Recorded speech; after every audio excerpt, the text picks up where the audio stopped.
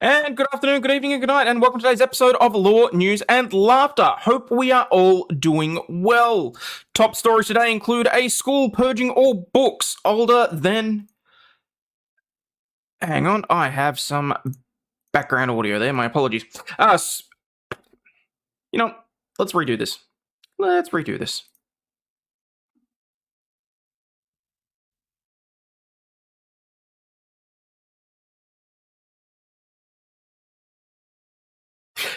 And g'day! Welcome to today's episode of Law, News, and Laughter. In the top stories today, we have a school purging all books older than 2008 for the sake of inclusivity. We have Romeo and Juliet killers who took out the mum because she reported him to police. We have a man who failed his driving test 12 times, so he went out and got a body double. And what exactly was the grapefruit-sized bundle of fur that was found? Stick around and find out today, people, on Law, News, and Laughter.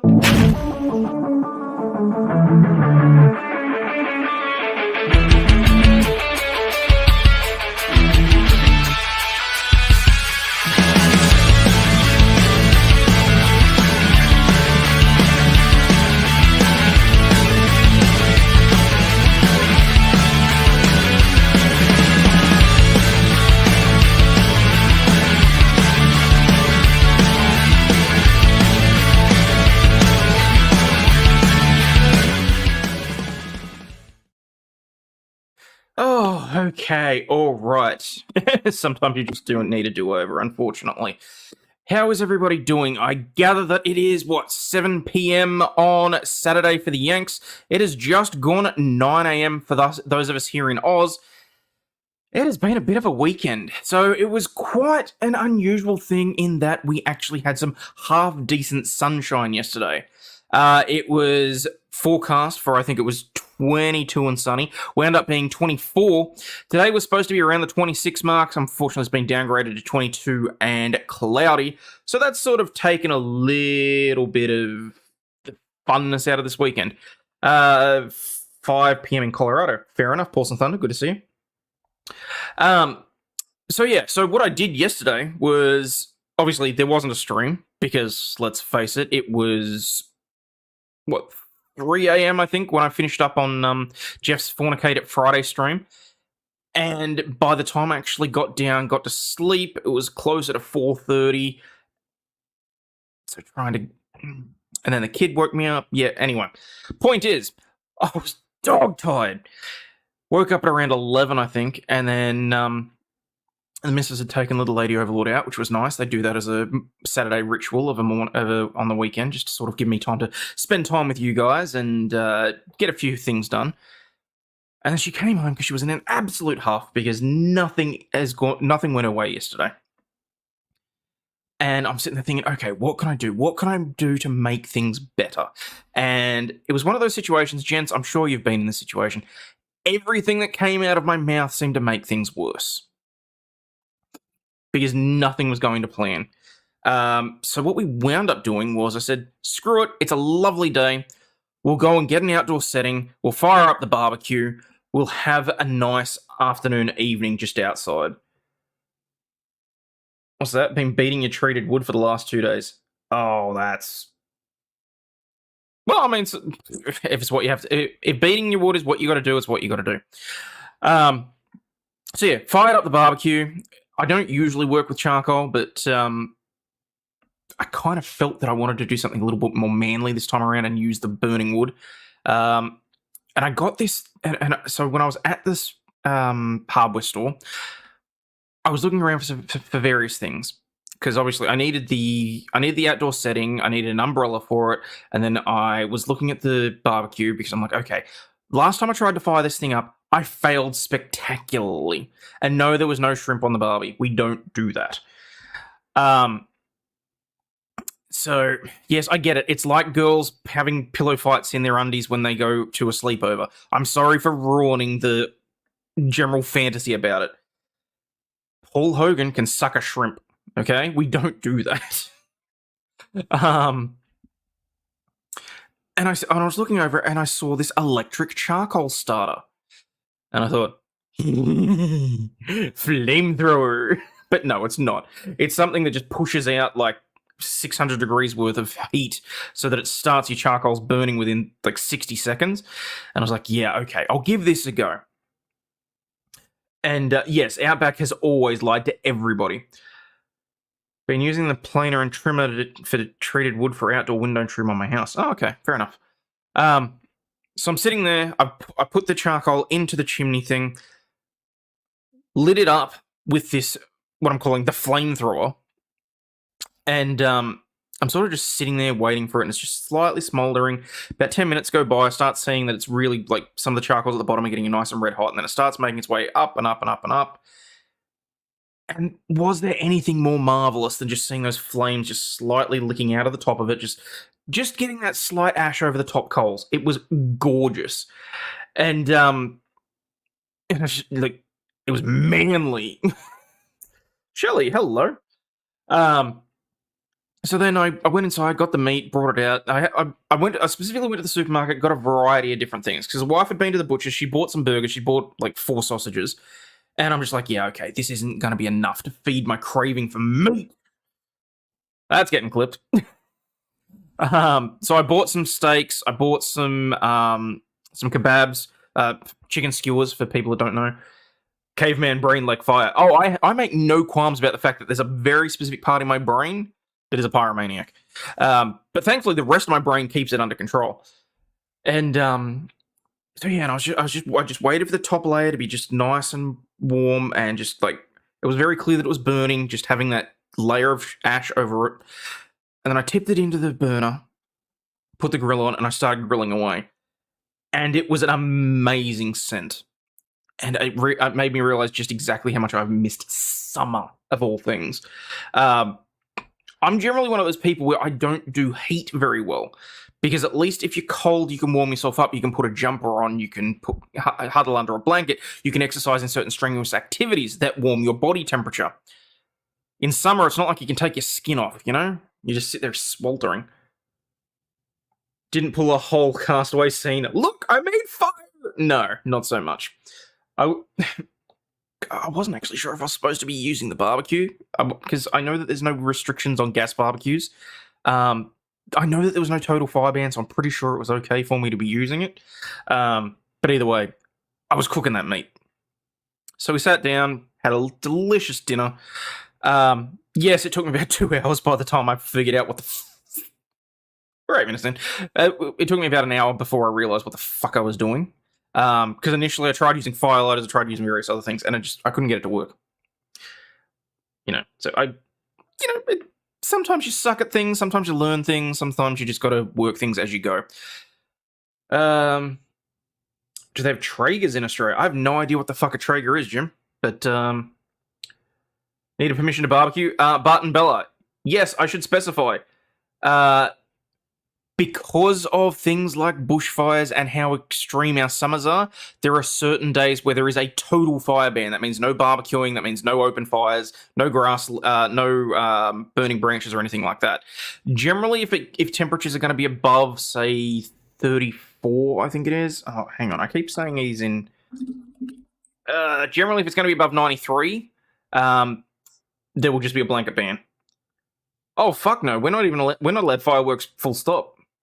So, but anyway, so that was really my day yesterday. It was quite just relaxing to be able to just be manly for a bit, cook some meat, build a table, flat pack table, but still, and just like enjoy the quiet, right up until the dog got right up in my face and was, but I love her. And for anyone that didn't see it, over on Twitter, I did post a photo of my beautiful little girl, Angel, not Scarlet, because we did a lunch date. I did actually take her to the park, and then we went and got ice cream and that sort of thing, and never thought barbecues being included in fire bans. We should have filmed it. I didn't film it specifically because I wasn't sure if I was allowed to. Alright, hello. I'm seeing a few names here that I haven't seen in a little while. Megan Untold, good to see you too. That's 93 is not that hot. No, it's not. But when you combine it with extreme winds, I mean, we're very freaking paranoid after the Black Saturday bushfires. Like, when a bushfire takes out anywhere between a third and almost half of the state, people freak the fuck out. And with good reason. A lot of people lost their homes, a lot of people lost their lives. Speaking of fireworks, Travis County has banned fireworks the same day the homeless camp started a brush fire. Yeah, I can kind of understand that. Good point. Don't film possible crimes. Gotcha. Yes, people, never film your crimes. So yeah.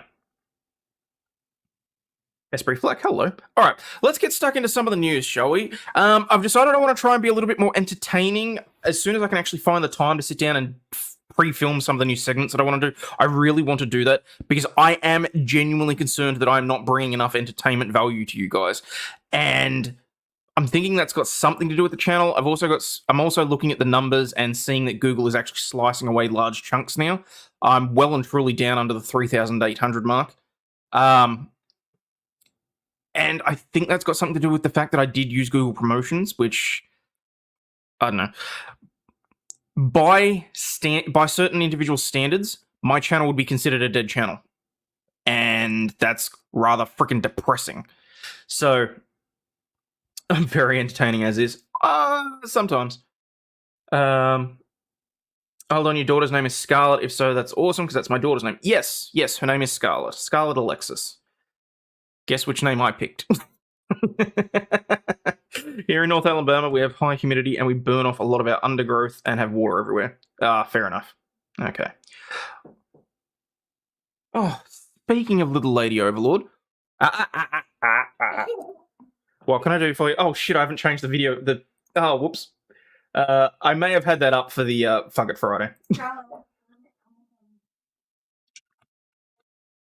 You want to cuddle? Oh, quick on. You know what I mean? You gotta go out. Oh, sweetheart, go put your clothes on. Love you. Yeah. You hungry? All right. We'll make you some toast, okay?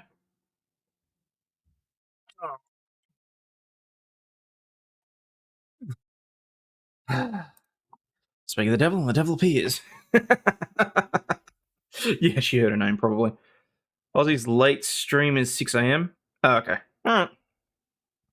Okay. Where did I get to? I completely lost my train of thought. Yes, I want to be bringing more value because I've said it once, I've said it again. I do genuinely feel like I'm just reading the newspaper. And whilst there are certain individuals that can pull that off, I really do need to be able to actually draw people in. Because I was looking at another channel earlier, and I know you're not supposed to. People come here to be entertained. Thank you to Orc. Very nice. I know that you're not supposed to compare yourself to other channels.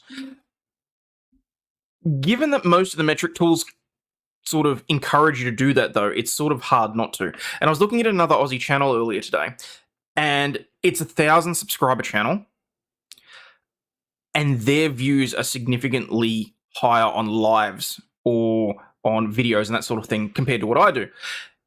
And I'm sitting there thinking, shit. And then I looked at it and I'm like, well, hang on, they have their niche. They look at something that is very poignant, very in the news, and a lot of people are ragging on it at the moment. Let's face it, it's a Star Wars channel. And because every video is about bagging out Ahsoka or talking about Filoni, fuck, I can't even remember his name. One actual suggestion, perhaps give us more notice for your scenes, set them up earlier on YouTube. I've been trying to set them up about an hour earlier, just because if I set them up... Oh, actually, I think I can set up the YouTube ones, like... Let me work on that, Porcelain Thunder.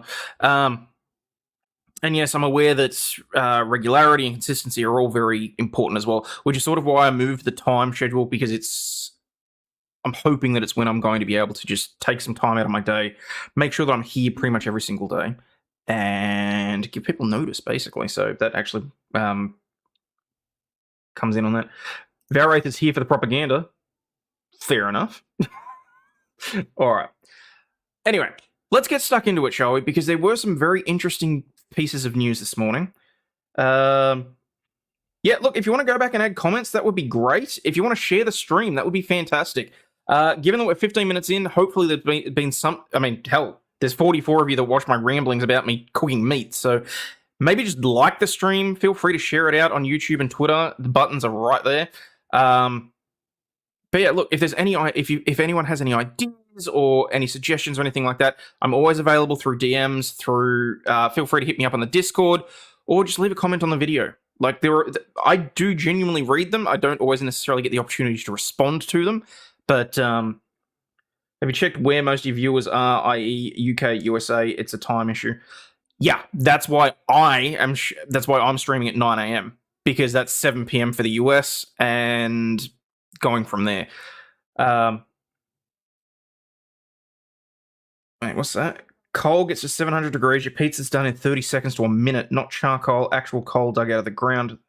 That's why the best pizzas in New York and elsewhere use it. Okay, well, there you go. I did see that there was a news article today, though, that the world's best pizza has been crowned as a pizza that is in London, of all places. New York City lost their crown. I didn't actually particularly bring that one up because I didn't want to piss off the Yanks. But, yeah. All right, let's get stuck into it, shall we? And let's bring this up. Okay. Helps if I bring up the news article. School purges books published before 2008 in illogical inclusivity push. Oh, hang on. I forgot. Ha! Gay! A Canadian public high school has sparked outrage for removing all books published before 2008 in a so-called push to make the library more inclusive for students. Erindale Secondary School in Mississauga, Ontario, culled roughly 50% of its library books, including Harry Potter and Hunger Games, under a new equity-based book weeding directive implemented by the Peel District School Board earlier this year. This year I came into my school library and there were rows and rows of empty shelves with absolutely no books, said 10th grader Raina Takata. The student said she had been bracing for such a purge after administrators warned her at the end of the previous school year, if the shelves look emptier right now, it's because we have to remove all books published prior to 2008. Why? Why? The school's controversial move was made after the Minister of Education issued a wider directive to school boards earlier this year in a bid to ensure library books were more inclusive. The board shall evaluate books, media, and other resources currently in use for teaching and learning English, history, and social sciences for the purpose of utilising resources that are inclusive and culturally responsive, relevant, and reflective of students and the board's broader school communities, the memo said. Like, what the frig? I mean, you've got... Okay. What the hell is going on with education at the moment? You've got schools in America removing reading, writing, and math from the requirements. And in Canada, you've got them removing any book published before 2008. For God's sakes, that means they've taken Tolkien off the shelves. They've taken... I'll tell you what, the Bible better not be in there. I'm pretty sure it was written before 2008. Parents and students have argued that the seemingly inconsistent process the Peel School District Board then put in place to comply with the directive led to some schools, including Erindale Secondary, bizarrely removing thousands of books for just because they were published before 2008. They said the directive could be to blame for books including The Diary of a Young Girl by Anne Frank and The Very Hungry Caterpillar vanishing from shelves of the schools too. The board wouldn't address concerns that schools were weeding out books based solely on publication date. Instead, it argued that the weeding process has always been part of the teacher-librarian responsibility with the district and across the country. Books published prior to 2008 that are damaged, inaccurate, or do not have strong circulation data are not being checked out by students, are removed. Yeah, the Hungry Caterpillar has taken... The Hungry Caterpillar will remain hungry. It's because modern authors suck. Is it a public or... I'm going to say... Hang on. Which school was it? Erindale Secondary. Let's have a look.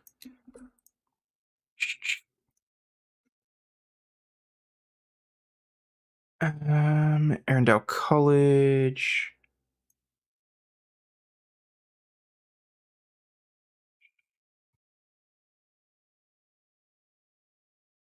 Has unique facilities such as the theatre, library, art activity.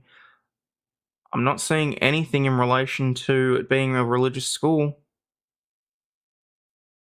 So, nope, don't believe it's a Catholic school. Mainly because that took me to the one in Australia. Oh, Canada. There it is. Let's have a look. Our mission. What's the mission say? Character development, academic excellence. Well, I think academic excellence is going to go out the window. Through growth of empathetic, knowledgeable, and inquiring young people who are not going to be empathetic and inquiring, given that you're removing, the classics from the bookshelves. Mutual understanding, respect, and global mindedness.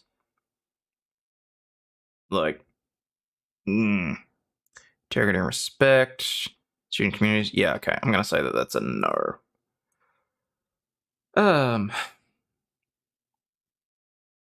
Books published prior to... Yep, got that. Damaged books with strong circulation numbers will be replaced regardless of the publication date, while older titles can remain on the shelves if they are accurate, serve the curriculum, aligned with board initiatives, and are responsive to student interest and engagement. That's a hell of a checklist to make in order to get a book to be able to be on the shelf. Oh, Dork, sending a super chat, thank you. Just to prove we like your live streams. Thank you, Dork, I appreciate that. I really do. I think the government shut this down. They aren't actually allowed to do this as far as I know. Well, this was, how many hours ago? 2 or 3. About 24 hours. Okay. The Peel District School Board wants to ensure the books are available in our school libraries. I think I read that. Still, Takata, who is of Japanese descent, argued that removing books by publication date would erase important history. I think that authors who wrote about Japanese internment camps are going to be erased, and the entire events that went on historically for Japanese Canadians are going to be removed. That worries me a lot. Ontario Education Minister Stephen Lecce, who wouldn't initially comment on the weeding process, said this week he'd written to the school board ordering it to end the practice in the wake of the backlash. Ontario is committed to ensuring that the addition of new books better reflects the rich diversity of our communities. It is offensive, illogical, and counterintuitive to remove books from years past to educate students on Canada's history, anti-Semitism, just throw that in there, okay, or celebrated literary classics. You see, I think the whole idea of book purging or book burning is pathetic and ridiculous, irrespective of what the basis of it is. Because if you don't know... Okay, look at it this way. If you don't know what is being pushed on other individuals, you don't know what their viewpoint is, you don't know why they're doing what they're doing. I'm talking about specifically in relation to certain cultural works, shall we say. In regards to everything else, if you don't remember history, history is doomed to repeat itself. And I'm kind of figuring that's why part of the reason that they're doing this is because the government wants so much fucking control. They may have looked at something that happened in the, 1940s and thought, oh, look, we can do it better if we prepare. So I'm not a fan of book purging, ever.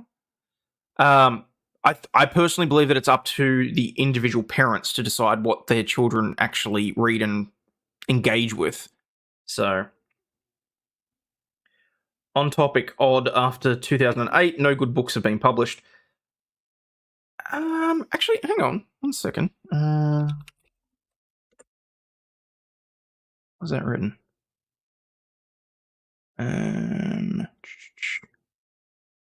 Oh yeah, that's fair because that was written in 2006. Yeah, fair enough. Okay, I will go with that.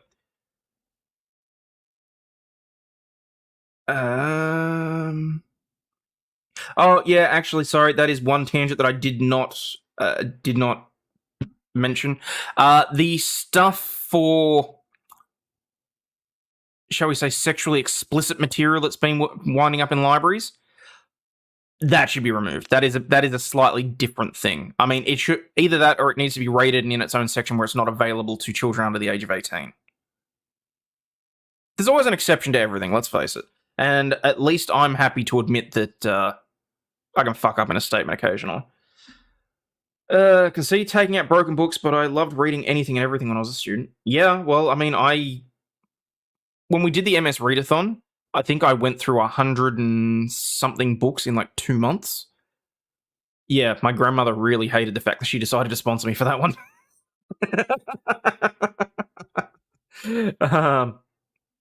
Okay, alright. Let's move on to something else, shall we? Keeping with the tales of the rainbow. Same-sex couple in Kentucky that were denied a marriage license from the county clerk have been awarded $100,000 in damages. Who remembers this chick? The one that refused to issue licenses because it was against her own personal beliefs. Yeah, bitch. You lost a court case.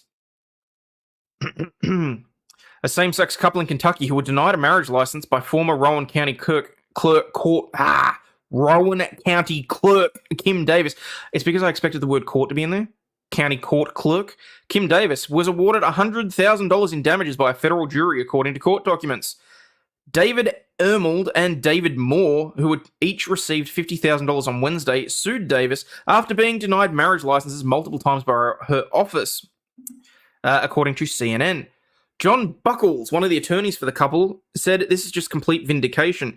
They felt the weight of the world on them this week and for the last 8 years. Davis, in 2015, refused to issue marriage licenses to same-sex couples following the US Supreme Court's Obergefell and v. Hodges decision that legalized same-sex marriage. She held that issuing the licenses would violate her Christian convictions against same-sex marriage. Then you remove yourself from this situation. When there's already binding court precedent and you're working in a court area, you do your job or you get the fuck out of the way. I'm sorry, that's the way that your personal beliefs don't come into it. If you're working a government job, your personal beliefs do not come into it one way or the other. As a government employee, she can't deny in her personal life. Yes, exactly. That's what I'm saying. California's governor likes to talk about DeSantis banning books, but forgets to mention that Cali has removed or banned Huckleberry Finn of Mice and Men and To Kill a Mockingbird. Are you serious?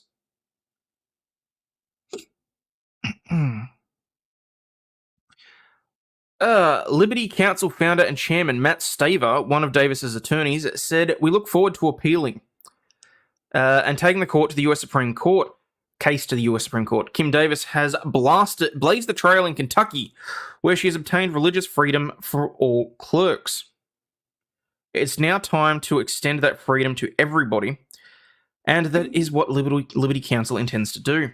James Yates and William Smith, who also sued Davis after being denied marriage licenses multiple times, were awarded no damages on Wednesday in their parallel case against Davis, which was tried in tandem with the Ermold-Moore case, according to court documents.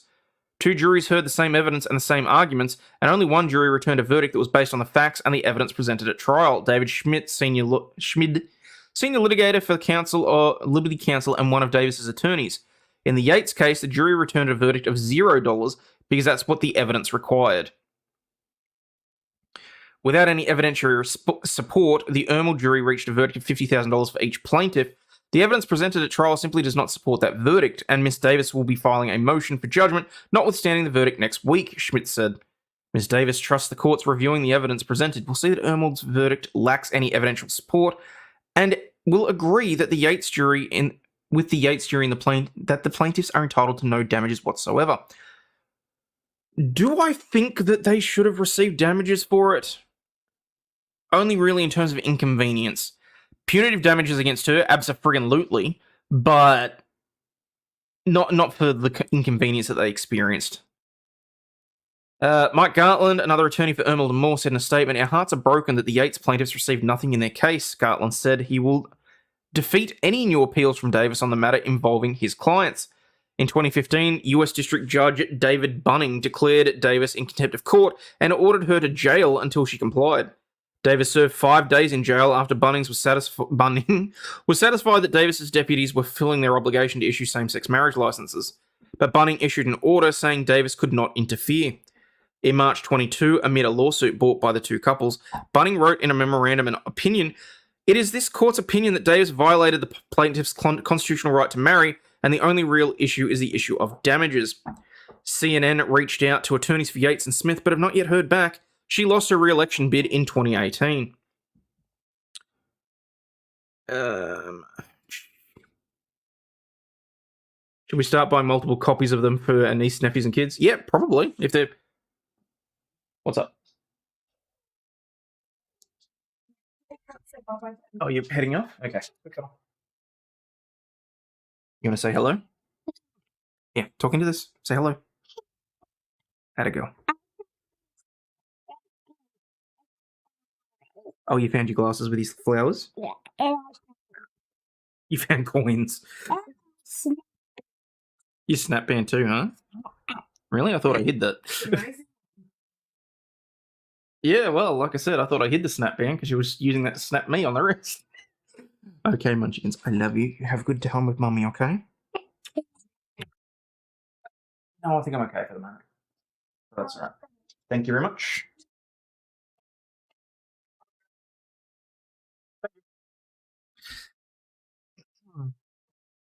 Okay, so let's break this down a little bit. I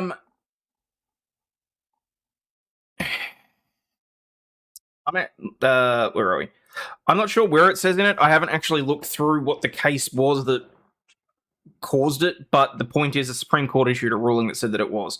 So, Aussie Snap ain't the same as Thanos's. No, it's this band that has a little bit of tape measure in it, and they put plastic over it, and if you slap it on your wrist, it like wraps around your wrist. Friggin' thing hurts. Aussie is such a polite and well-adjusted family. Yeah, from what you guys see. Buy hard copies of books, movies, comics, board games. They're going to go back and edit digital. Well, yeah, I mean that's what Wizards of the Coast and Dungeons and Dragons were doing. So yeah. I mean, look. We already know there's supposed to be a separation between state and church in schools. I don't see why any sort of other government institution shouldn't be the same. I know that this is a touchy subject for some people, but as far as I'm concerned, the issue and ruling of the Supreme Court is paramount. If they've interpreted the Constitution to say that someone has a legal right to be married, it is nobody else's right to intervene. So... Neo Dark Matter, no, you are not supposed to be admitting to crimes on the internet, even if they are crimes that should not be crimes. So, but in any case, look, she got booted out anyway. So, anyway, all right. Let's move on to Romeo and Juliet, because this one's a little more shocking. Chilling case of a young girl, 14, and her boyfriend, 19, who brutally slaughtered her mother after she reported him for statutory rape over their relationship. A popular crime documentary series has laid bare the chilling true story of a 14-year-old girl and her 19-year-old boyfriend who brutally slaughtered her mother for disapproving of their relationship. Joanne Witt was stabbed at least 20 times as she slept in her home in El Dorado Hills in California in 2009. Prior to her murder, the 47-year-old, who worked as a mechanical engineer, had reported that her daughter, Tyler, had been the victim of statutory rape by an older lover, Stephen Culver, which set off a harrowing chain of events. Female. Oh, for God's sakes. Female. That's funny. Has laid bare the disturbing realities of the latest episode of People magazine Investigates, which explores the case of the couple who consider themselves to be a real-life Romeo and Juliet. The horrific true story began in 2008 in December when Joanne's daughter Tyler met Stephen at a local coffee shop, and soon after she started the 9th grade and he started college. The single mum, who was concerned about the age gap, was initially told that their bond was just a friendship and that Stephen was gay. Okay, well, don't lie to your parents, but I can kind of understand why they did. And Tyler soon convinced her mum to let Stephen rent a room in the family home. Okay, that's a bit of a problem. Joanna reportedly told friends she thought the older boy could help her daughter with homework and that she could put the extra income towards the mortgage. But Joanne's father, Norb, told 48 Hours, every friend she had, everyone in the family did not want him there, but Joanne was very strong-willed. However, she later learned that the relationship had become sexual after walking in on the young couple in a compromising position. Joanne called the two co-workers to help kick Stephen out of the house and warned him to stay away from her daughter. But he appeared to be unfazed and would reportedly sneak back to visit when Tyler's mum was at work or late at night when she was asleep. Ooh. How many parents didn't like me dating their daughters? It's not like it's a reason to kill someone. Yeah, storage and display is a pain in the ass, Dork. I get that. I got boxes in a garage somewhere. The pair had also begun dabbling in drugs together, including marijuana, cocaine, and ecstasy, according to reports. The situation proved to be too much for Joanne, who went to the police to report Stephen for statutory rape following his sexual relationship with her underage daughter. She also handed over Tyler's diary, which was filled with very explicit writings of different sexual positions, as proof of the encounters with Stephen, according to prosecutor Lizette Suter. Excuse me. Suter previously told CBS News she wanted Stephen away from her daughter, but they couldn't stand the thought of not being together, and so that's when the plotting began. One thing about having an energy drink first thing in the morning, I keep burping, and it's disgusting. Tyler was said to be angry at Joanne and devastated at the thought that her boyfriend may be sent to prison, which is when the pair decided to take action. The investigation into the sordid relationship was still ongoing when Joanne's own parents got a call from her boss to ask about her whereabouts after she failed to show up for work. The call immediately sent off alarm bells for the retired couple, and Joanne's boss revealed he'd already called the sheriffs to request a welfare check because it was so out of character for the dedicated employee. Wow, she looks so smug on the stand. Look at that. El Dorado County Sheriff Jeff Lakoff recounted deputies were able to gain access to the side of the house. They made their way up the stairs to the master's bedroom. They immediately discovered a female lying partially in the bed. She'd been covered with a blanket. There was no movement, but there was a lot of blood. She'd been stabbed at least 20 times with what police believed to be a 10-inch long chef's knife. But the weapon was never recovered. Oh. I'm not quite sure how I'm supposed to pronounce that. Pika App 433, hello. And thank you to everybody else watching over on Rumble. Please remember to hit the button.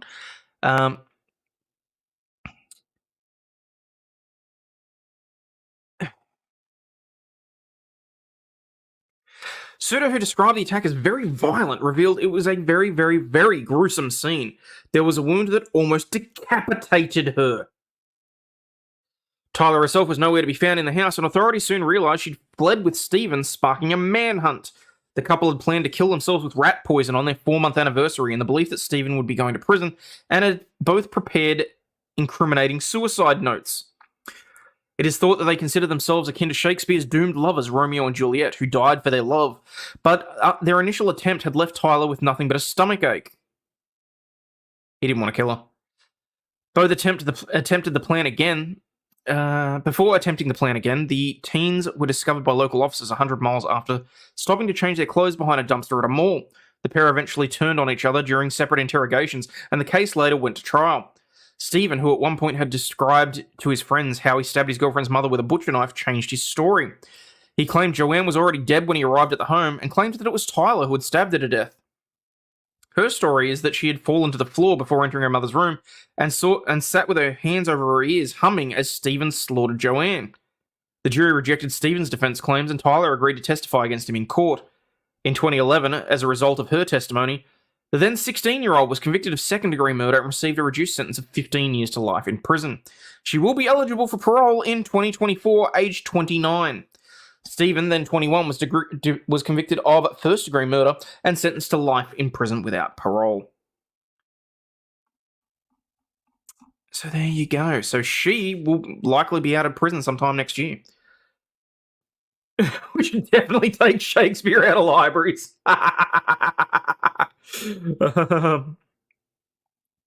So...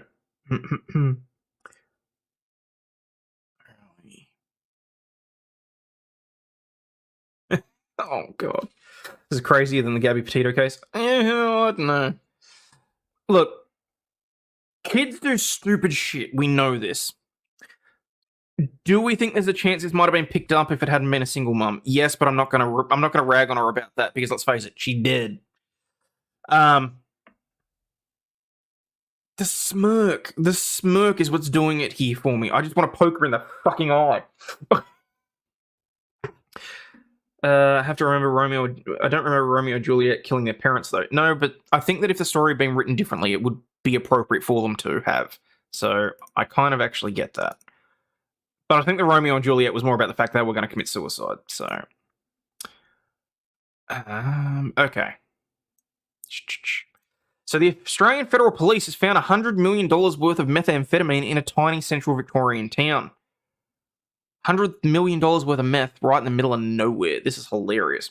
Australian Federal Police say it has stopped $100 million worth of drugs from being trafficked after they tracked it to a tiny central Victorian town of Tubarok. Yes, they found $100 million and $80 million made it into the evidence locker, and about $60 million is now in the evidence locker. And see you, Doc.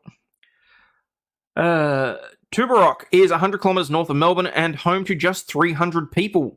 The US Homeland Security Agency alerted Australian authorities to the shipment that left Los Angeles on July 23 and passed through parts of Asia and Australia before arriving in Victoria. The two 44-gallon drums weighing 312 kilos, each were labelled as vegetable oil but contained liquid methamphetamine and were sent to a property near Tubarok on September 5. Oh, they've had to reconstruct the things. That's hilarious. It's only about 75 million. It's mine. I never said I was going to touch it. It's already in the police locker here, so that's... Australian Federal Police Detective Superintendent Christy Cressy said the seizure demonstrated the strength and importance of law enforcement partnerships, both domestically and internationally, to stop dangerous drugs from reaching the community. Our common goal is to keep illicit drugs off the street and prevent greedy and opportunistic criminals from benefiting from their illegal activities. We are certain there are people in Australia who know something about this importation or may have seen suspicious activity in the vicinity of Tubarok during the past few weeks. What's that? Oh, thank you, Esprit. Appreciate that. Jonathan007 over on Rumble. She totally set up the whole thing. Quite possibly. I mean, it wouldn't be the first case that you've seen a teenage girl manipulate a partner into killing their parents. There's been a few stories like that over the last decade or so. So, Jen says 4 years of the difference with a 20 and a 24-year-old is normal, but 14 to 18 is a bit predatory. Yeah. Well, it's the whole difference between maturity levels, basically. I'm sure as shit not letting my daughter anywhere near someone that's 18 or 19 years old. The US government probably sold the meth. Authorities say Operation Tallow began when Homeland Security Investigation Special Agents and US Customs and Border Protection officers at LA identified the consignment bound for Australia. The illicit drugs were concealed inside of two black drums, racist, and will be subject to further forensic testing to determine the purity of the substance. The AFP understands the consignment was held in storage for 2 weeks upon arrival in Australia before it was delivered to a property in rural Victoria. The rural property was not occupied, and the AFP has no information to suggest whether the consignment would have been moved to another location. The Australian Federal Police say authorities have spoken to a number of individuals, but no charges have been laid, and the investigation continues. How much you want to bet this was sent to some poor random bastard's property to see whether or not it gets snagged? They actually do that. So there's various types of scams that they do online.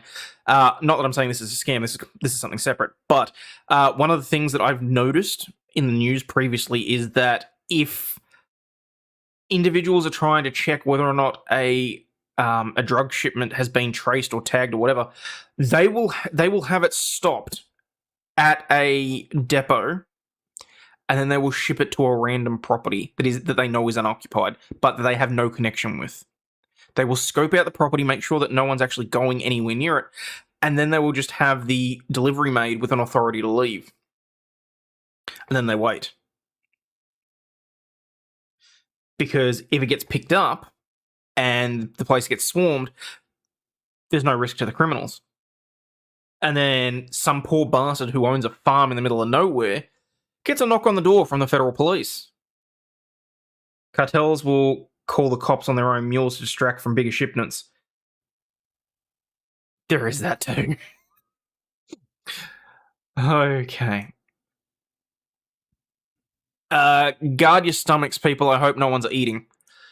Funeral attendees vomit during ceremony from foul, pungent odor of a casket after a corpse was left in the coroner's hot car overnight.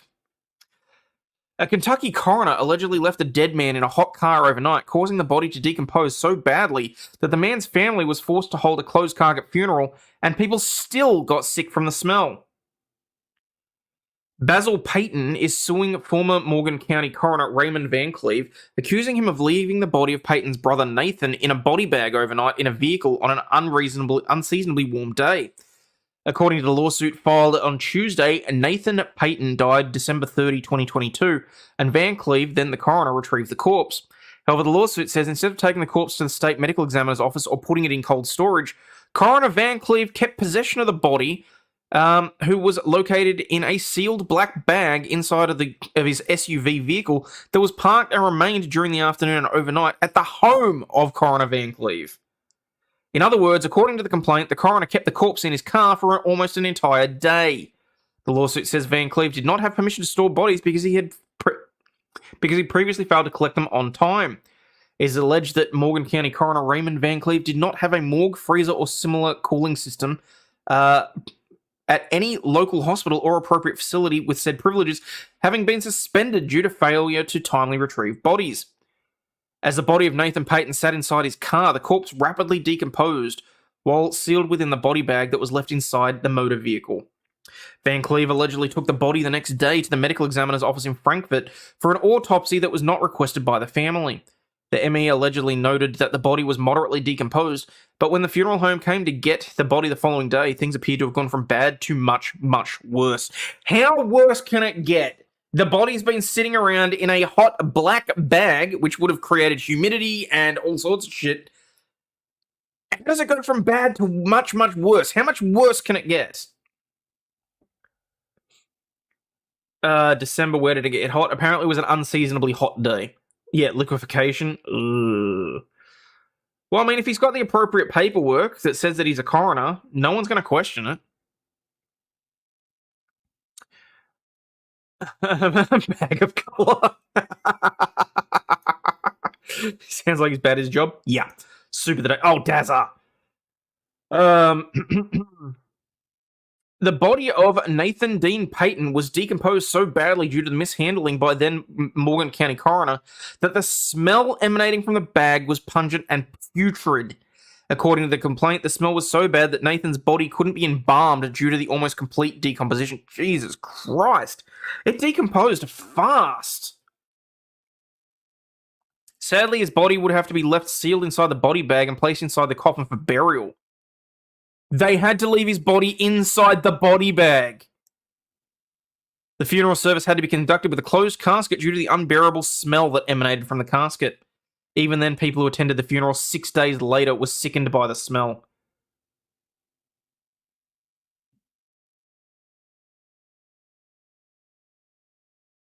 Oh no, he has papers he had papers to prove that he was a coroner, but he didn't have storage privileges with the local hospital and the morgue because he hadn't picked up bodies, apparently, just leaving them behind. Moisture and heat will do that. Jungle rot. Ugh. Body bag acted as a slow cooker. Ugh. Multiple pallbearers, visitors, and funeral home staff vomited and became ill because of the foul, pungent odor coming from the coffin. The family and loved ones were not able to properly say goodbye to him at a normal funeral due to the reckless and negligent treatment of his corpse. The lawsuit accuses Van Cleve and other county officials of reckless, negligent, and careless behaviour and is seeking an unspecified amount of damages. It's going to be interesting to see exactly what they get ordered, because that's just rank and nasty.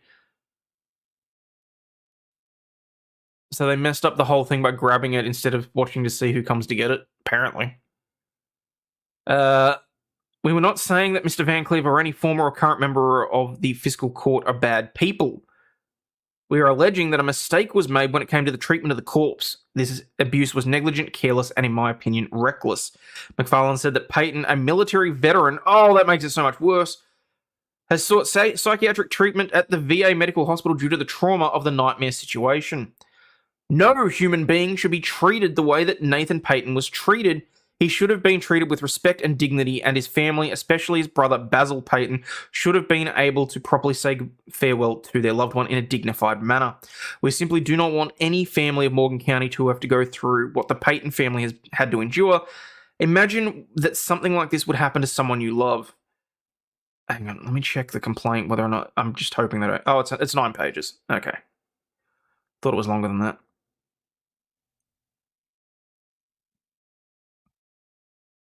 Because yes, we're going there. Okay, Basil Peyton versus the individual coroner individually and in his official capacity as a former coroner. The current judge executive, a county magistrate, is being sued. A former magistrate is being sued. Damn, how many people are in this? Don't care about the parties. Allegations of fact. Nathan Dean Peyton passed away on December 30, 2022, a resident of Morgan County, Kentucky. The body of Nathan Dean Peyton was eventually retrieved by the former Morgan County coroner, Raymond Van Cleve, on the morning of December 30, 2020. Hang on. Okay, so I picked him up. December 30, 2022 was an unseasonably warm day. On December 30, instead of transporting the corpse of Nathan Dean Peyton to the state medical examiner's office in Frankfort, Kentucky, or storing the body in an appropriately refrigerated or otherwise cool facility, Coroner Van Cleve kept possession of the body of Nathan Peyton, who was located in a sealed black bag inside Coroner Van Cleve's SUV that was parked and remained during the afternoon and overnight at the home of Coroner Van Cleve. How the hell do you do this? It's creepy to have the body in the bag and left in his car. I mean, what, was he going to use it as a Halloween decoration for the next year? Like, what the hell? Aquafication's the way to go, much better for the environment. I think here in Alabama, we can be buried on our own property without embalming. A lot of properties you can. And that, if you get buried on your own property, your house is then declared a cemetery, and it's then free of certain state and federal taxes. Check your local and talk with your local accountant and your lawyers whether or not you can avoid having to pay certain taxes by having grandma in your backyard.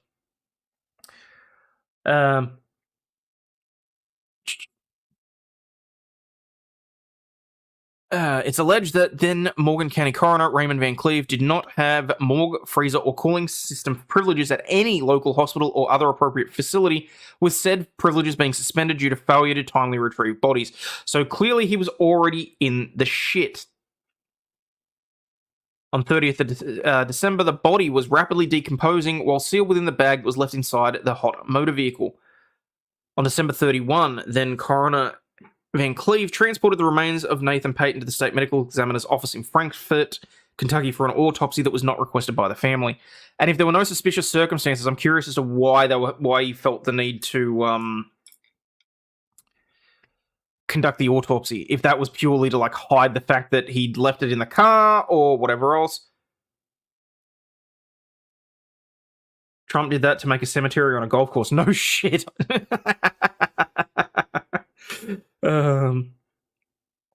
Sarah Maines, medical doctor of the Office of the State Medical Examiner, photographed the body and noted that it was moderately decomposed when she performed an examination on him on January 1. So this is 2 days after it had been left in a hot car. She indicated that after her examination, the clothing, personal effects, and body were returned and sealed in the original body bag that had been sealed and used to transport his body. On January 1, Paul Birchall, the owner and operator of McGuffin County Funeral Home, retrieved the body. The body was so decomposed so badly due to the mishandling of the coroner Van Cleve that the smell emanating from the body bag at that point in time was pungent and putrid. The body of Nathan Dean Peyton could not be embalmed due to almost complete decomposition of his body, and sadly his body would have to be left sealed inside the body bag and placed inside the coffin for burial. The funeral took place on January 6th at 2 p.m. The funeral service had to be conducted with a closed casket due to the unbearable smell that emanated from the casket that was occupied by the body. Okay. Multiple pallbearers, visitors, and funeral home staff vomited and became ill because of the foul and pungent odor coming from the coffin. The family and loved ones were unable to properly say goodbye to him due to the reckless, negligent treatment of his corpse by the defendants named herein. Claim for damages. The former Morgan County coroner Raymond Van Cleve mishandled and abused the corpse of Nathan Dean Payton by his reckless, negligent, and careless behavior, as described herein. John W. Stacey, former judge executive, individually and in his official capacity, and Brandon Evans, Donnie Keaton, Daryl Patrick, Carter Boland, and Leroy Phipps, Morgan County magistrates, individually and in their capacities, were negligent, careless, and reckless in that they either knew or should have known and failed to discover with reasonable due diligence the recklessness, carelessness, and negligent behavior exhibited by Raymond Van Cleve in mishandling deceased bodies in Morgan County, in this case, namely that of Nathan Dean Payton. I think that's a bit of a stretch in this instance. I think that that's more of a case of if they're able to prove a pattern and that they knew that he was doing shit with bodies previously, I think the vicarious liability is more likely. Otherwise, how the hell were each of these magistrates supposed to know that on that particular day he was going to go out of his way to take a dead body out and leave it in his car? So vicarious liability generally requires that negligent or purposeful acts take place during the course of your employment within the general scope and gambit of your employment. So, for example, if a postman is going along and delivering post, if they negligently throw a package into someone's like pond that they've got in their front yard, that may attract vicarious liability. If the postman during working hours stops at a house, pulls out a gun, goes in and kills the individuals that are residing in the house, that's beyond the gambit of their employment, and vicarious liability obviously does not apply. So, in this circumstance, I think that they will need to prove that the magistrates knew that he had a proclivity for mishandling dead bodies. Now, while they said that he had his privileges for storage removed for failure to pick up dead bodies from already cooled like places like a hospital morgue or something like that, I don't think that necessarily raises to the same level. I just heard a beep and I have no idea what it was from.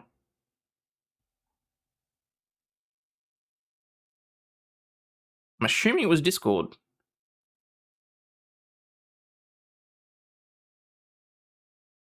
Yes, I believe that was Discord. Okay. Basil Ray Payton, individual and as administrator of the estate of Nathan, has suffered extreme emotional distress and mental anguish that has been negligently, recklessly, and carelessly inflicted upon him in the mishandling and abuse of his brother's corpse by the defendants listed herein jointly and severally, both individually and in their official capacities. I'm sorry, what? He asserts a claim for punitive damages for the oppression and malice shown by defendants jointly and severally, both individually and in their official capacities, as evidenced by the flagrant indifference and cruel and unjust treatment with subjective awareness that such negligent, reckless, and careless conduct would result from the abuse of the corpse. That's a fair stretch.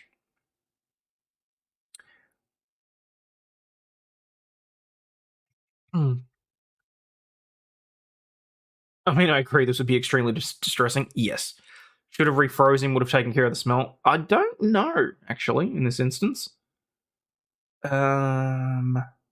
Seriously, couldn't they find a plastic bag to seal in the stench? He was in a plastic bag. That's the problem. See what you're saying, but the words suck. Yeah. Not disagreeing with you. Because of the abuse described, the above described conduct of the defendants jointly and severally, individually, and in their official capacities, the plaintiff, Basil Ray Payton, received severe and permanent injuries and damages. As a direct and proximate result of carelessness, negligence, and recklessness of the defendants jointly and severally, the plaintiff has sustained and endured great and severe mental and physical pain and suffering, including the loss of enjoyment of life, and will continue to do so in the future. Has occurred in medical and hospital expenses for his mental treatment, and will continue to do so in the future, and is entitled to an award of punitive damages due to the egregious behaviour of the defendants, jointly and severally, individually, and in their respective official capacities. He's going after the magistrates and the coroner's court for their deep pockets. He is well and truly entitled to damages against the coroner for fucking up. It's whether or not professional indemnity insurance would apply in the situation, given that he's a former Coroner, I would expect that it still would, provided that there's runoff cover. May well not be the case in the situation. I don't know Kentucky law, and I freely admit that. In this, I don't like the odds of bringing the case against the magistrates. I just don't, unless they can show that they knew that he was likely to fuck around with a body. In which case, he should have been fired long before that anyway. Don't get why they didn't want to incinerate at this point. Weren't they told about it? Oh, they knew. I mean, it may just well be a case of they didn't want to cremate. I honestly don't know. Should have buried the car too. I imagine that stinks bad. How terrible does a car have to be for you to not notice the smell too? Like, do you think the guy got rid of his car? All right. Entitled to an award of punitive damages due to the egregious behaviour of the defendants jointly and severally, individually, and in their official capacities, with respect to his damages collectively totaling amounts in excess of the minimum jurisdiction requirements. Yes, I know I said fuck around with the body. No one knows Kentucky law, not even the people from Kentucky. Wherefore, the plaintiff demands the clerk of the court issue a summons to defendants by certified mail upon return receipt requested. Judgment against the defendants jointly and severally, individually, and in their official capacities in favour of the plaintiff in amounts more than the jurisdictional limits of the court. Said amounts to be determined as being fair and reasonable by all the evidence. Having reasonable regard for past mental, physical pain, suffering and inconvenience, future mental and physical pain, suffering and inconvenience, future hospital and medical expenses, and past hospital and medical expenses. I think they're going to be. I think he'll struggle on the future hospital expenses. I mean, if he's psychiatric damage is not easy to prove.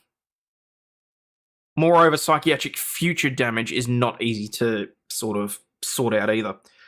Some religions don't believe in cremation. That's true. Can get rid of the reek in the car with ozone treatments provided the juices hadn't leaked out. Juices. Ugh. Ugh.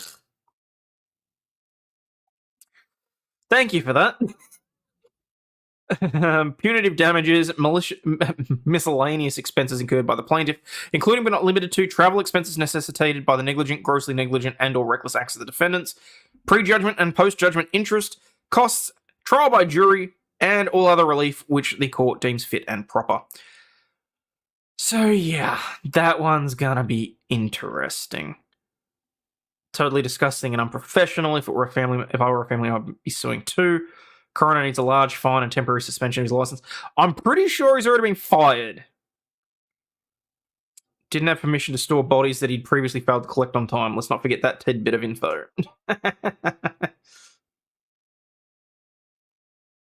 Good God. Febreze ain't gonna do it. To be fair, fuck-ups happen, but you can help them if they want to endure the smell of the corpse. I don't know how to feel. It's fine, Isabel. Fit and proper, what the hell does that mean? So fit and proper is a very specific terminology that is used when it's more or less a catch-all when you're finishing out a court complaint. Fit and proper is basically, this is what the judge deems is appropriate in the circumstance that I've not already asked for. So if there is something that the judge knows that I don't know, but that they think is an appropriate remedy, it's basically a catch-all to make sure that if the judge wants to impose a order on the losing party, that they're not precluded from doing so because I haven't asked for it. So it's literally saying, whatever you think is fit and appropriate in this situation, I want you to do, including and in addition to these that I've already requested. So in addition to the money that I've already asked for and the reasons for it, by the standards of the judge himself. Well, generally it's by the, so yes, it will take into account the judge's own standards, but it's also whether or not there is case precedent for things that can be done in certain instances. So if it's a type of case that comes up fairly regularly and there's a type of order that the court may think is appropriate, they may refer back to other case law and say, okay, well, in this instance, this was deemed to be appropriate, so I'm going to order it in this case, even though the plaintiff hasn't asked for it. So it's basically a catch-all to say that if none of the things that I've requested are appropriate, rather than us getting nothing, I want you to come up with something, Your Honor, basically, is what it boils down to. I mean, the dude that left the body there is 100% wrong, but also icky. Yeah. Americans like to cash in on lawsuits. I feel that removing the guy from the job is a good enough remedy. I'm not sure that I agree with you, Chosorian Fraud. I think that there should be some sort of punitive punishment for that. That's beyond him not being on the job anymore.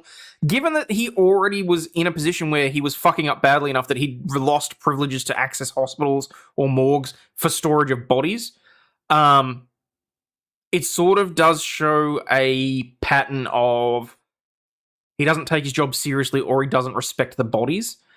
And I do kind of feel like it's, well, I think it requires more than a firing in this instance, personally. More traumatized about the family insisting on smelling the corpse. Well, see, the trouble...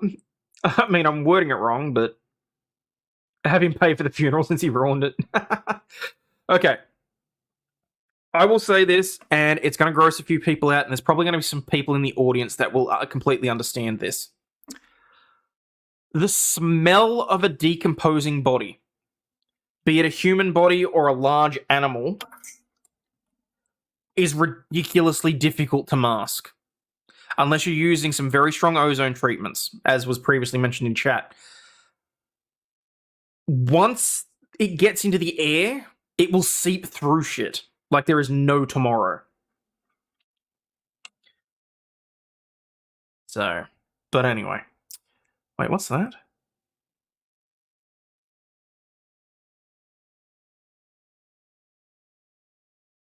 Okay, this is fairly similar to one that we had the other day, so I kind of want to read this one too. Hang on. 7-year-old girl left alone with body for hours after suspect kills woman over flirtatious text messages. Police in Houston, Texas responded on June 27 to a report of a shooting at an apartment complex. A 7-year-old girl answered the door when officers knocked and her mother was sleeping on the couch under a green blanket. When officers uncovered the woman, they saw she was not asleep but had a bullet in her head and was dead. Jesus Christ. Okay, on the one hand, it was the cops that made the discovery. Thank God it wasn't the daughter that realized that her mother was dead. Holy shit. 2.5 months later, a 16-page probable cause affidavit filed on Tuesday details how Lakari L. Tolliver allegedly killed 29-year-old Laurel Falk and allegedly returned to the crime scene to steal the victim's belongings. Houston police announced the arrest on Wednesday. The girl told police that her mother, Tolliver, and a man were at the apartment when she went to sleep the night before. The girl was sleeping in her mum's room when Tolliver woke her up in the morning and told her to go to her room to sleep. She said Tolliver told her that her mother was sleeping and saw her put a blanket over her mother. She then left the girl alone with her mother's body, according to the affidavit. Tolliver, 25, took Falk's phone and pretended to be Falk, the affidavit said. She also talked to Falk's family on Instagram and claimed a man was the killer. Tolliver claimed the man had hid out at Falk, the affidavit said. The suspect gave several different versions of what happened in the apartment, which raised the suspicion of family members. Falk's apartment had cameras that did not capture the murder but showed the events leading up to it. The camera shows Tolliver picking up her cell phone while she was sleeping and scrolling through it at around 10:30 a.m. Minutes later, a gunshot can be heard with the bullet casing hitting the floor. Detectives believe Tolliver killed Falk because she thought Falk was flirting with her boyfriend. After seeing the messages on the phone, she shot her to death. I hate that phrasing, shot to death. I mean, what else is it going to be? Shot to wound? Shot to maim?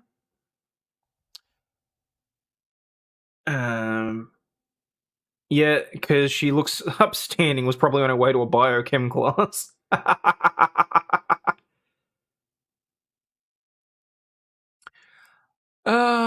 After the shooting, she can be heard talking to the girl and waking the man in the apartment who apparently slept through the ordeal. Cameras in the apartment complex show Tolliver and the man leaving the apartment carrying several bags. Videos show the pair leave and return to the apartment several times, each time leaving with a different item, including Gucci and Louis Vuitton handbags. Tolliver didn't call 911 until shortly after 6 p.m. and hung up, shut off the phone so dispatchers couldn't get a hold of her. According to the affidavit, she returned to the apartment on July 11, breaking a window and going inside. She allegedly took so many items from the apartment she was not strong enough to carry the basket. She had to drag it all the way to the parking lot. Detectives obtained a warrant for her arrest and took her into custody on July 14. In an interview with detectives, she initially denied she was at the apartment the day of the murder, but changed her story once confronted with the video evidence. I'm shocked by that. Yeah, I wasn't there. Wait, is that me on camera? Yeah, I was there. But I didn't do it. I didn't do nothing. I didn't do nothing.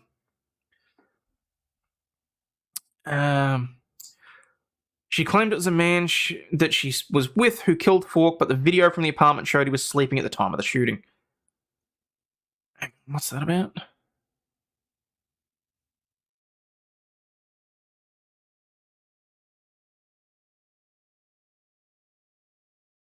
Oh, God, what's happened with her now? Hang on. Pretty sure I talked about that the other day, Deez. Oh, yeah, no, we already covered it. That's fine. Actually, that might even have been on the after party that I did that. Okay. She's in jail without bond, so there you go. I've got to close some of these tabs because I've already been through shit and I'm losing my place.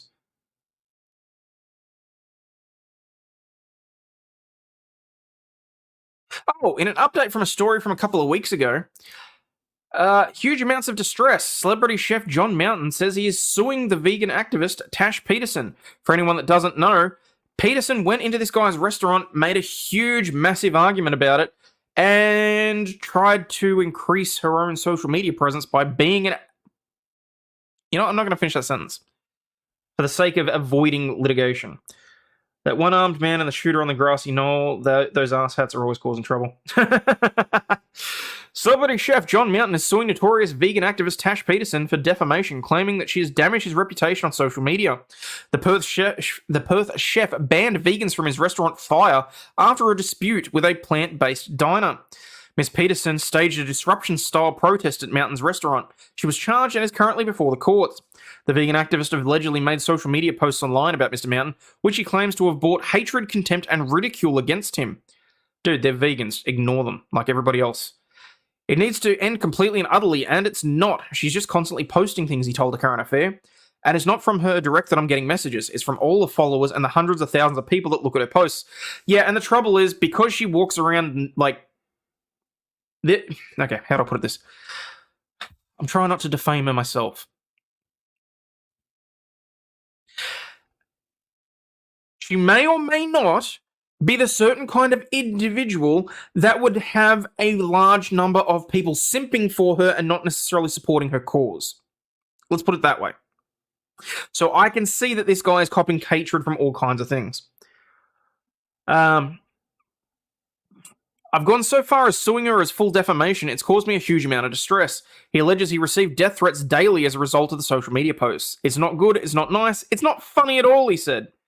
The chef said the situation has not been easy and has taken an emotional toll on him. I'm pretty sure his girlfriend left him over this because of the amount of crap that they were copying. You need visual context? I'm sure that there will be visual context at some point. Do vegans taste funny or is it just clowns? Vegans just taste like vegetables. I've put on a brave face. Had to try keep hard to keep my business going. I've had a couple of staff just leave because they can't handle it. They just don't want to put up with it. My mental health is not the best as it was before any of this. Certainly hasn't helped. Aside from all of that, I'm getting hammered regularly on social media. We've had great support. The support from the majority is fantastic. But there's these people underneath who are just not normal that are just causing me more and more grief. The clash between Mr. Mountain and Miss Peterson began after he announced a ban on vegans from his restaurant. Sadly, all vegans are now banned from Fire for mental health reasons. Yeah, he got into a massive blow-up with a cow that decided that his menu was not vegan-friendly enough. So the Karen went on a massive rant and disrupted everybody's night. So he decided that he'd had enough and banned the vegans from his restaurant. Which, I'm sorry, you have the right to refuse service to whoever the hell you want, particularly if individuals of a certain persuasion have caused issues in the past. Yamaha Biker says, the hardest thing about eating vegetables, the wheelchairs get in the way. That's terrible on so many levels. Oh, crap. This came after a disagreement with a customer who had called ahead requesting a meal that suited her dietary requirements. He agreed to accommodate her request, but had forgotten to tell his sous chef about the special order ahead of the woman arriving. The customer was plated up with a $32 bowl of vegetables, later taking to private messages to air grievances with the restaurant owner. My only option was the vegetable dish. It was okay, but not that filling, and I was shocked to see that it was $32. The complainant told the restaurant via direct message. I think it's incredibly important nowadays that restaurants can accommodate everyone, and to not be able to have actual plant-based meals shows your shortcomings as a chef. I hope to see some improvement in your menu, as I've lived in Connolly for quite some time, and have seen many restaurants come and go from the building, and none of them last. If you don't get with the times, I don't hold out faith that your restaurant will be one that does. So then he put up, sadly all vegans are now banned from fire. Blanket statement, this certain demographic is not welcome because we do not accommodate for them. It's not like being a vegan is a disability, yet. Can only push a man so far before somebody gets hurt. It's true. Had one of the most unvegan things for lunch today. Big game burger at Arby's. Venison, elk, and beef. Had lots of tasty animals over the course of my career as a gastropod. I don't go to Mexican restaurants and demand Chinese food. Look, in this instance, I think the fact that she'd called ahead to allow them to accommodate for her does make it a slight difference. But clearly he worked with what he had because the sous chef was not prepared. I do think that's a mistake on him, but I do think that her personally attacking him, saying that it's his shortcomings as a chef and various other things left, right, and center, I don't think that's appropriate. Then he's decided, okay, we're not going to cater for vegans at all. I don't see an issue with that. It's not a vegan restaurant. If you're a vegan, don't go there. Pretty simple. Hey, Mandy. Mr. Mountain said he knows part of her complaint was justified, but the woman took it too far. Look, I said we would accommodate her, and I didn't, but she made the complaint personal. Despite being ridiculously stressed and having lost his partner, forcing him to move from the waterfront property to a tiny crack house, Mr. Mountain said he would have done things differently. Do I regret it? Yes. He wouldn't have done things differently. Do I regret it? Yes. Would I do it again? Yes. The chef has also since scrapped plans to one day build a sister restaurant to fire, a plant-based bistro that would have been named Earth. Now I'm only opening steak restaurants, he said. I'm going to kill as many animals as I can. Oh, you got your settlement. Congratulations, Mandy. Awesome. Where are we? All right, now someone asked for visible evidence of what this chick's like, so hang on. So that's her there. She just randomly walks into restaurants and, like, spreads blood and all sorts of shit.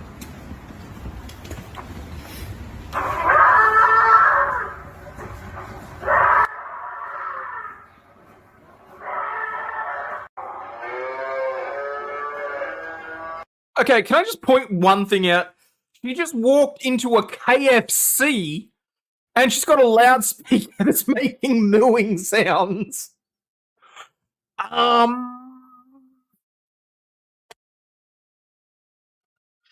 Yeah.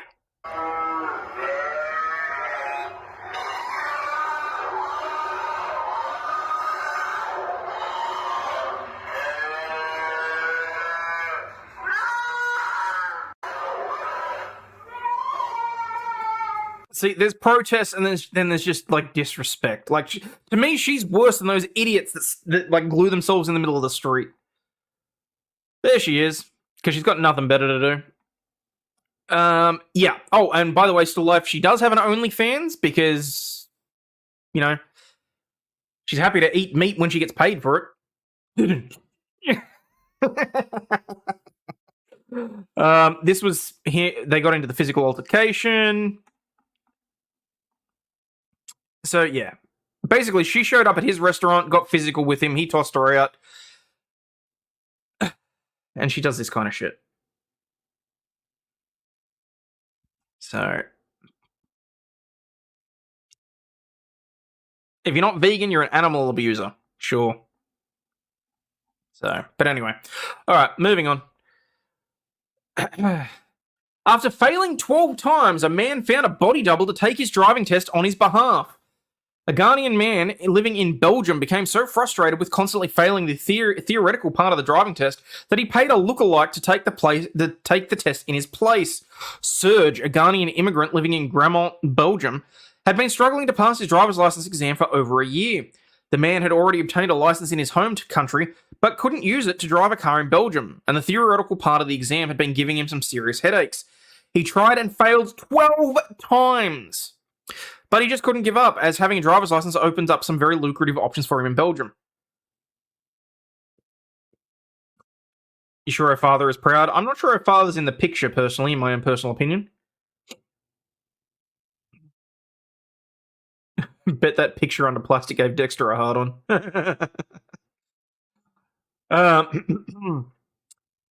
Very lucrative options. So, a Uganda immigrant wanting to have a car. Is this going to be for Uber, Lyft, or is he going to be a delivery driver?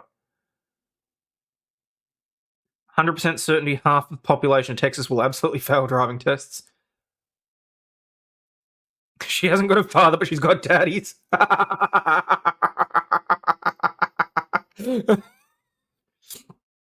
Wish they would try this in Texas. Wouldn't be too bad for her, but probably wouldn't do it again. In the end, he decided that cheating was his best bet, so he started looking for someone with similar looks to take the test on his behalf. What's that? Woman requests annulment. Oh, okay, I'll come back to that. After a while, Serge met Juliet, a fellow immigrant of Congolese origin, who not only looked somewhat similar to him, but most importantly, had already obtained his Belgian driver's license. The two agreed to take the test in Mons, in the Belgian region of Wallonia, which was better because examiners in the French-speaking region were considered more lenient than those in Flanders.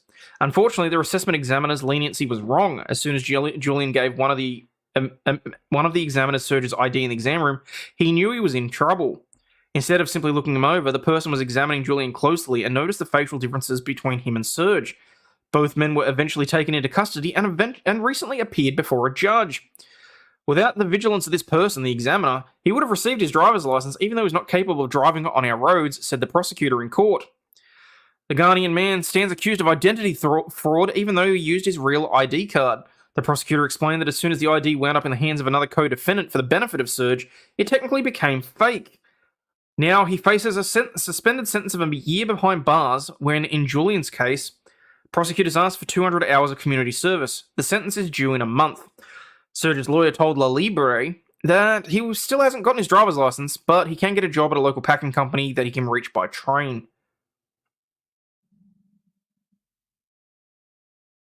Kind of impressed that he found a body double. A bit. Can we look at that Iron Man recommended article? You know, I was going to do that the other day, and that's what you're talking about, the life, like, the... Okay. Alright.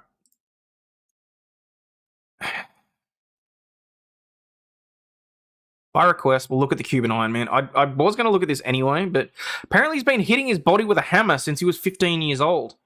A 32-year-old street performer known as the Cuban Iron Man has allegedly been conditioning his body of iron by hitting himself with a heavy hammer. I need more V.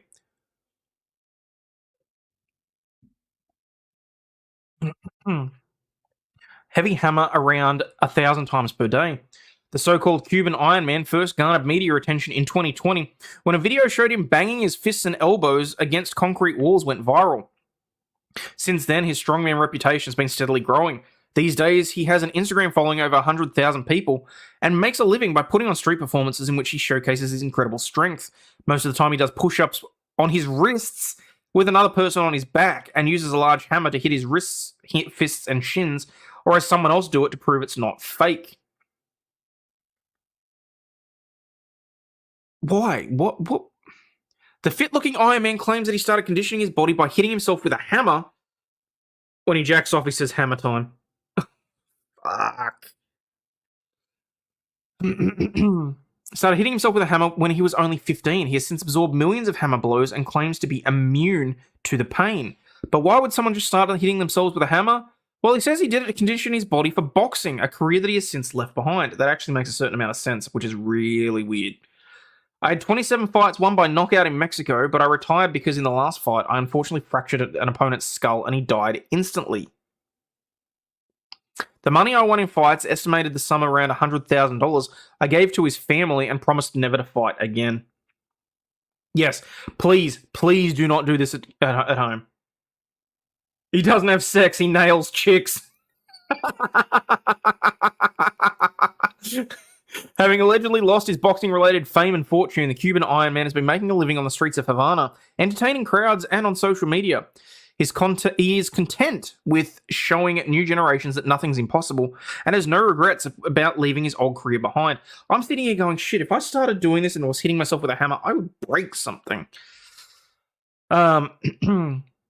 They've offered me thousands, millions of dollars to re-enter the ring because they know the potential I have, and I always say no, said the young street performer.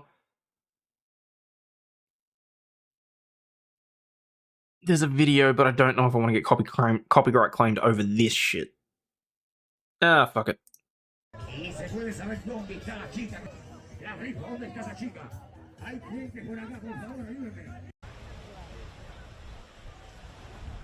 En esta vida nunca tendremos una segunda oportunidad.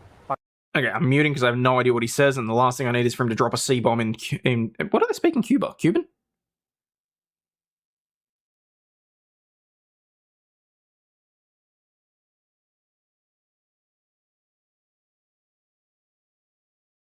Oh, so it's not like he hits hard or anything. Like, it's been around a long time. I had to kick trees and punch steel to flatten and make bone more dense. My godfather started teaching me at 10 years old. No shit. Spanish. Okay, thank you. Not Spanish, definitely Cuban. I don't know. I'm not hugely impressed by any of this.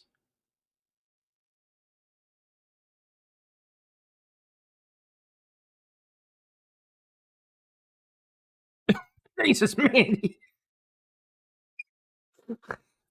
Okay, moving on. Okay, got that. A gold miner found a mysterious grape-sized furball. It turned out to be a perfectly preserved 30,000-year-old squirrel. That's right, people. They found scrat. Ew. At first, this brown, mangled ball of fur and claws was unidentifiable, but X-ray scans have revealed that this grapefruit-sized ball of fur is a 30,000-year-old mummified ground squirrel from the Ice Age. Quite literally scrat. Where's his nut? A gold miner found the mysterious ball of fur in 2018 in the Klondike goldfields near Dawson City, Yukon, according to the Yukon Bering Interpretive Center, whatever the fuck that is. It's not quite recognizable until you see the little hands and these claws, and then you see the tail, and then you see the ears. Dinosaur poop. He took it to Jess Heath, a veterinarian, for further investigation. Heath conducted X-ray scans that revealed that the frozen little hairball was a young, curled-up Arctic ground squirrel. It likely died in hibernation, possibly during its first year. Oh, the poor thing. We could see that it was in great condition, and that it was just curled up like it was sleeping. I'm really impressed that someone recognized it for what it was. From the outside, it just kind of looks like a brown blob, and it looks a bit like a brown rock. The Klondike goldfields of the Yukon have been covered in permafrost, frozen soil, since the Ice Age. That makes the area perfect for preserving creatures that died back then, including hair, nails, and all.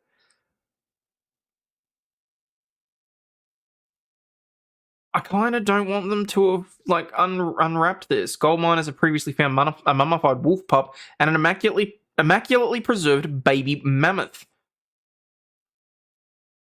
Wow. Holy shit. Okay. Alright. Discoveries like these are becoming more common as global temperatures continue to rise due to human blah blah blah. That's causing the permafrost to thaw, revealing everything from mummified creatures to viruses and anthrax deposits. The squirrel was discovered in the traditional territory of traditional Yukonese people, whose name I genuinely am not even going to try and pronounce. In the same species of Arctic squirrel, it's the same species of Arctic ground squirrel that still lives throughout the Yukon today. They look more like groundhogs than tree squirrels. There it is. Ground squirrel.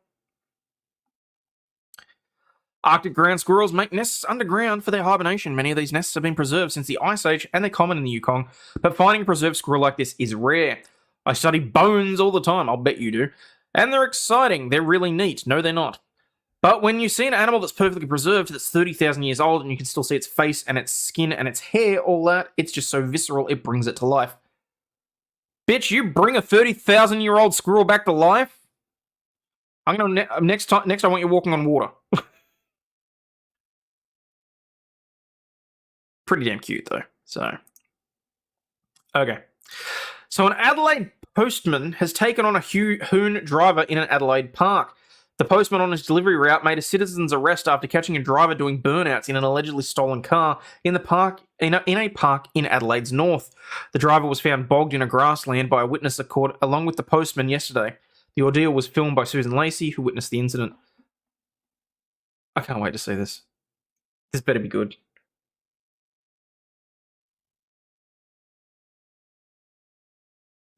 They're scolding us over carbon, but they over their cloning shit. Mm-hmm. Come on. I fucking hate 9 News' website sometimes. Play, goddamn you, play. I want to see the postman going postal. Hurry up. Let me refresh. Okay, it's doing that jumpy thing. So theoretically, we should get videos sooner or later.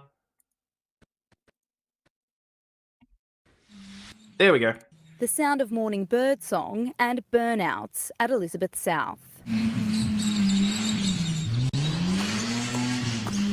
This witness running in for a close-up, finding she's not first on scene. By now, the car's stranded in the long grass. The local postie with the good mail. Did you get it? Yeah. Yeah, no, sick of it. The driver going nowhere on 4 wheels, so the postie confronts him on 2. Please throw hands. Please throw Before hands. he's charged. Oh, all right. Yes. The man fumbles to hide his face from the cameras, but can't resist still yelling abuse as he scrambles away. Oh, you pussy. No, you're the one that pushed him. His ride left behind in the paddock next to the train station. Police left to examine a car clearly built for no good, with a racing number but bearing the markings of both Holden and Ford. The air intake...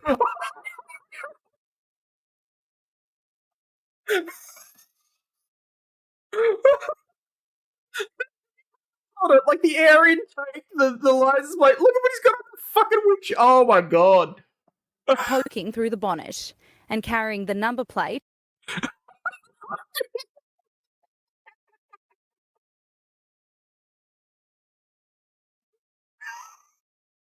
Mexico.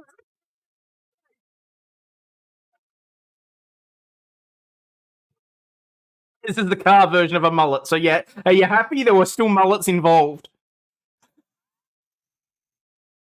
Business in the front, party in the back. Oh my god. El Forte from the burnout state.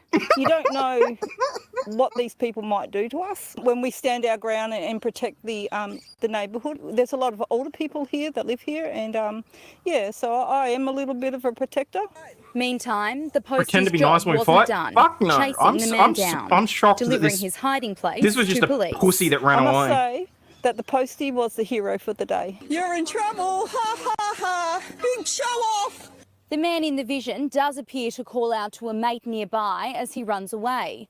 But tonight, police are unable to tell us whether anyone has been arrested. April Cretan, 9 News. Fucking hell. Oh, that's funny. No, look, and actually that actually gives me an idea for some stuff that I can do. I can let's see if I can track down video of some Aussie bouts. That could be interesting. That's oh my god.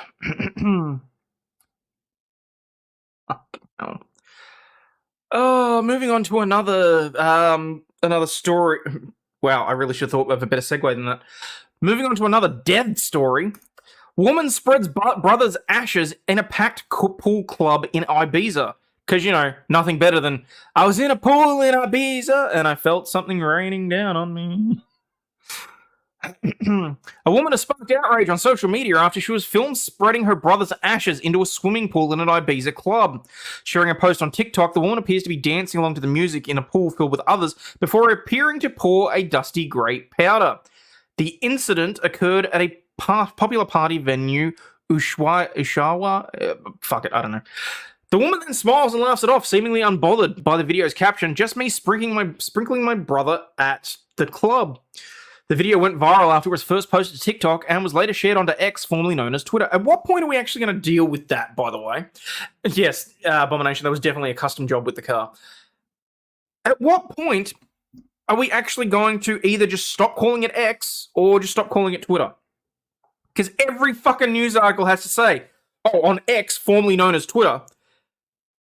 And you can see that like 69% of Americans don't call it X. So, Elon, when are you going to pull your finger out of your ass and actually do some proper, like, advertising or, you know, go back to it? I don't know. I don't care. But it's just annoying at this point. She was too drunk to make it to the beach. I took a pill in Ibiza. Thank you. No. I very rarely ever listen to music. That's formerly known as Prince. Twitter can rebrand themselves as Twitter X. That could work. The clip received a lot of backlash, with many left disgusted by the women's actions. What the fuck? One person commented. Tell me what the fuck? Negs, two people commented. Just seen a bird sprinkling her brother's ashes in a pool. That's enough social media for me for today. However, there were some who didn't see anything wrong with the woman's ashes, with one person commenting, why wouldn't they wouldn't mind having their ashes scattered there. Others have raised an important question. How did she manage to smuggle the vial past security in the first place? That's actually a damn good point.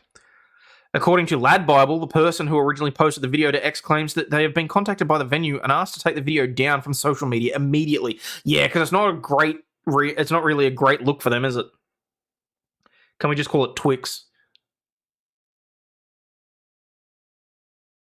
People might as well say on X, still known as Twitter, Twix.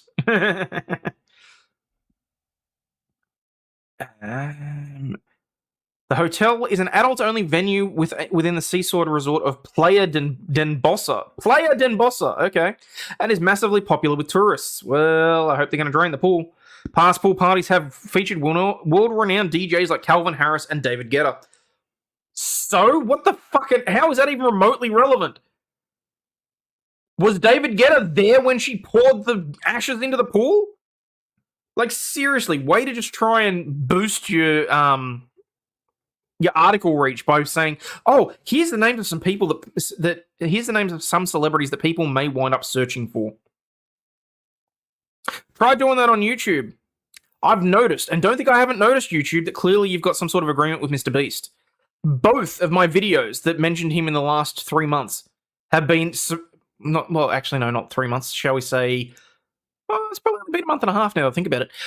Both of the videos, in addition to the clipped video that I uploaded, so the one that I did about the burger and the one that I did about D's nuts, I do know that they've been suppressed. And it's incredibly interesting to see the analytics on that. So don't think that I didn't notice. Is David Guetta still a thing? Apparently. Did he like pina coladas as he was sprinkled in the pool? Okay. All right. So apparently the Wagner Group out of Russia has formally been banned as a terrorist organization in the UK. The UK has officially banned Russia's Wagner paramilitary group as a terrorist organization weeks after the death of its founder. The order was approved on Friday, making it illegal to be a member of or to support Wagner. Those found guilty of aiding the paramilitary could face steep fines and penalties of up to 14 years in prison. Proposing the order last week, Home Secretary Suella Braverman called Wagner a threat to global security.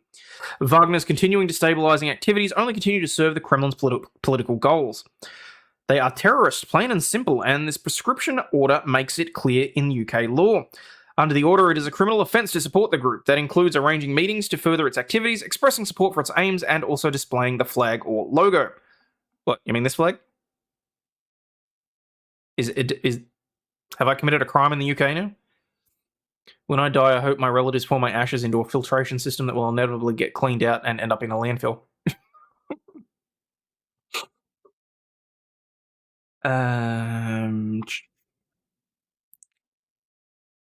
Those found guilty of supporting Wagner could be sentenced up to 14 years in prison or face a fine. Wagner will now be added to a list of 78 other proscribed groups in the UK, including Hamas and Boko Haram.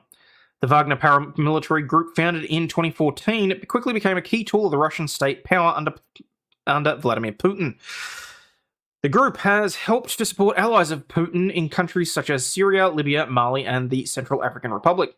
Its troops fought on the front lines following Russia's invasion of Ukraine, with its mercenaries heavily involved in the conflict in the east of the country. It was responsible for some of Russia's rare victories in cities such as Soledar and Bakhmut.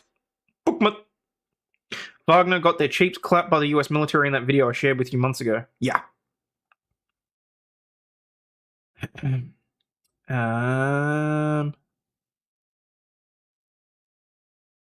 Def want to make a donation now.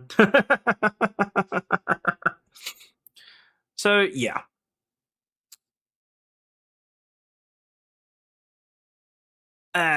Look, I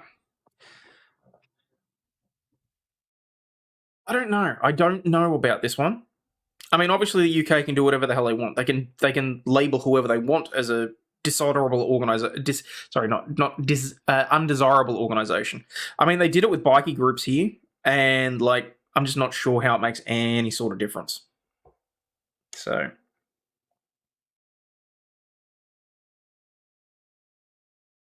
okay, all right. A minor high school band director has been tased and arrested after Birmingham police ordered him to end a performance. The band director at Jefferson County High School was tased and arrested by Birmingham police when authorities say he would not order his band to stop playing. Because that's a reason to tase somebody. Oh, yes. I mean, it depends on what they were playing, but I mean, I imagine that it'd be... actually, I'm going to wait and see what they were playing, if they actually say it. Because imagine if it was like Stars and Stripes or something.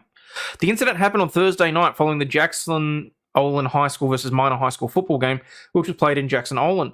The director, who was arrested by Jimmy Mims, Jefferson County school officials say. What?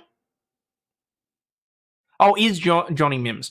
Mims took over as band director in 2018 after serving as director of the orchestra and bands at Mainland High School in Daytona Beach and director of bands at New Smyrna Beach High School in Florida, according to information found on the school website. We're aware of the incident that occurred after the Minor and Jackson Olin football game. The superintendent said in a prepared statement, "I'm in the process of gathering all the facts and feel it would be inappropriate to comment further until the process is complete. I urge everyone not to jump to conclusions." Dude got tased for not stopping music. I don't think there's much else you need in order to comment.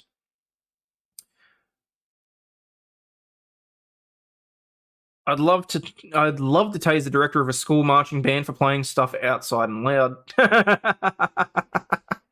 I wish I could tase people through my computer monitor. Could you imagine?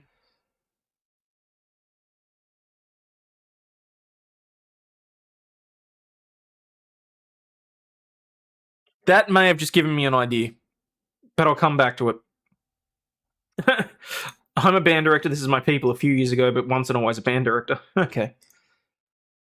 Okay, so what actually happened? After the game ended, Birmingham officers were in the process of clearing out the stadium and observed both bands still performing. Officers spoke with both band directors at the end of the performance so students and attendees would leave the stadium. Officers were able to get Jackson Olin's band to stop performing. Officers approached Mims and began asking him how do you begin to ask someone? You just say, "Oi, time to wrap it up." You don't begin asking someone, you just ask someone. Mims did not comply with multiple officer requests to stop his band from performing. He instructed his band to continue. A BPD sergeant was among the officers who attempted to get the band director to stop his band from performing. During the officers' interaction, the decision was made to place him in custody. Why? What? Why would you... Is your penis so tiny that you have to exert whatever minute authority you can over anybody you possibly can? Oh... He didn't get his kids to stop playing music when we told him to, so we're going to arrest him, tackle him to the ground, and tase his ass. You will comply with my authority. Like, what the fuck? During the physical altercation, the arresting officer alleges that Mims pushed him during the arrest. Yeah, alleges. The arresting officer then subdued Mims with a taser, which ended the physical confrontation. Birmingham Fire and Rescue treated him at the stadium. Officers then took him to the hospital, which is standard protocol after this type of incident. After being discharged from the hospital, the officers transported him to the city jail, where he was booked in and subsequently bonded out. I should fucking well hope so. Officers presented the case to the City of Birmingham's Magistrates Office and obtained warrants for disorderly conduct, harassment, and resisting arrest. Birmingham Police Department's Internal Affairs Division investigates all incidents where when an officer uses force during its arrest. Interesting. Very interesting.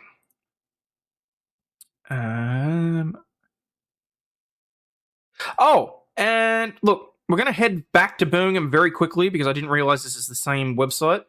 But apparently Birmingham strip club dancers are now employees, not independent contractors, as ruled in a judge's labour law ruling. Former exotic dancers at a Birmingham strip club were employees of the establishment and not independent contractors, a federal judge has ruled as part of a labour lawsuit filed by the entertainers. The dancers claimed that the Furnace violated provisions of the Fair Labour Standards Act, including not paying them minimum wage or overtime. The suit also contended that the strip club illegally took the dancers' tips and engaged in an illegal kickback scheme by requiring the dancers to fork over house fees. US Magistrate Judge John England ruled on Wednesday that several factors pointed to the dancers being employees, such as that the Furnace exercised enough control over their ability to work, that the business controlled the opportunity for them to earn a living, and that the strip club business expenses outweighed the dancers' costs.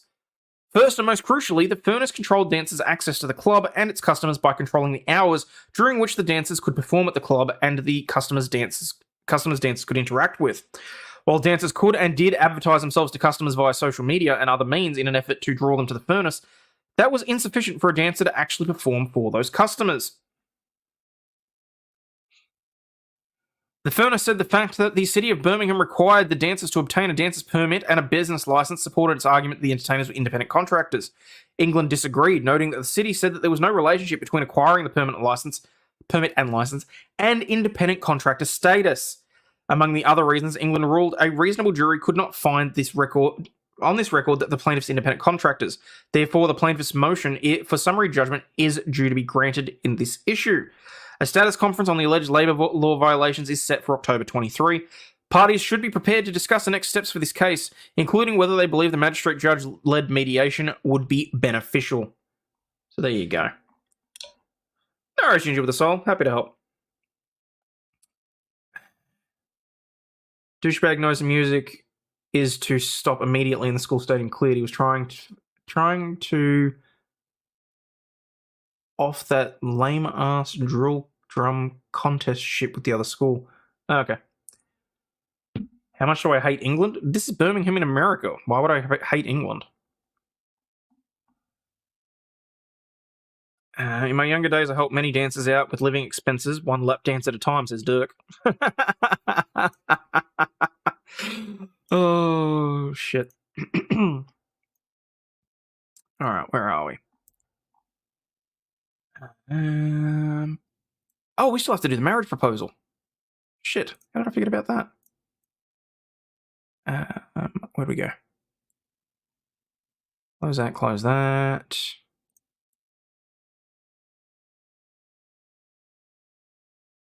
I really overdid it with the news articles today because I wasn't sure where I would get to with various things, so... Fuck's it gone? Oh, there it is. Will you marry me, Rachel? No! You slept with my brother! Public proposal on a roundabout goes horrendously wrong with brutal 6-word reply. A botched public marriage proposal has left the town in stitches after the recipient left a brutal reply in kind. Foregoing the traditional down on one knee, the unlucky in love person put up a large white bedsheet in Elgin, Scotland this week, which read, "Will you marry me, Rachel?" Hopes for a love story straight out of a rom-com were quickly dashed, however, when someone, presumably Rachel, replied with her own bedsheet alongside the first. Now, I don't know that this was actually Rachel that replied. To me, this sounds like someone pulling a massive prank on this guy and going, "Yeah, no, you slept with my brother." When While the first was full of love, the second was considerably less so. People were left in stitches with the reply reading, "No, you slept with my brother." Yes, I did see that, Stingy, and that is something that I'm going to be incorporating into the show in the future. I do appreciate you sending me something for that. The unfortunate reply presumably has put any dreams of nuptials off for the foreseeable future. Local Gary Jameson said of the public's spat, "So who is the lucky Rachel? I hope she said yes." Lenny Roy joked, was wondering if her brother would give his blessing, with Susan Ritchie saying, "Who said romance was dead?" The reply was not the last of the saga, however, as a third bedsheet later appeared. However, instead of continuing the will she won't she saga, instead this one simply said, "Happy 40th, Sandy." Ben Dodds quipped to the messages, "That fence has seen more betting than denim." Last month, it was reported a woman was left in tears when her boyfriend decided to propose to her while she was trying to take care of her kids after a long day at work. The lovelorn fella seemingly did not understand the phrasing, "Will you marry me?" as a normal question you'd ask someone, that it wasn't the romantic gesture that she wanted. In a post on Reddit, she said, "The first time he proposed, I was pregnant and well aware he was planning it. He even told me that he'd finally gotten the ring sized. I came home with my 2 other kids in the middle of me talking to them. He said, 'Will you marry me?' We said this from the time to time, just being sweet, so I laughed it off, and of course, while continuing to handle the children who were being difficult. He then pulled out the ring. I was instantly upset, but tried to act happy. There was just no thought into it whatsoever. No dinner, no cute event, not even maybe my kids holding up a cute sign. I just wanted something. Just in the middle of me parenting my kids after a long, hard day's work, it hurt. Dude, you do not propose when she..."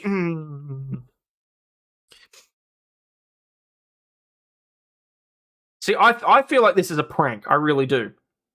I feel like the wording on the 2 signs is way too similar in terms of, like, whatever. Wish we could pick our baby daddies. You can.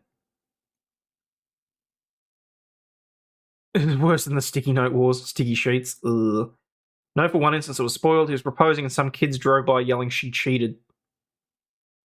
Are you serious? Fucking little smart-ass pricks. Missed the part where they had to evacuate the area. Okay. I didn't know Rachel even had a brother. So, alright. Shit, there was something else that was funny that I wanted to end on.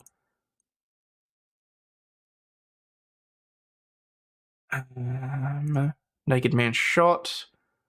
First dad fuming, I'll save that one. Oh, here we go. New York tech boss stripped down in front of a female employee and tried to groom her, according to a suit. A woman claims that her female boss tried to groom her for a sexual encounter, even showing up to her hotel room and stripping down to her skivvies in a bid to hit the sheets. Natalie Muzzacelli of Putnam County said in a lawsuit that life under supervisor Shirley Anderson at Australian tech company Immutable was replete with graphic talk of sex, which began at their first meeting. I really need to read through these first before I start talking about them. During the September 22 chat, Anderson overshared about her affinity for being choked and sleeping with multiple partners.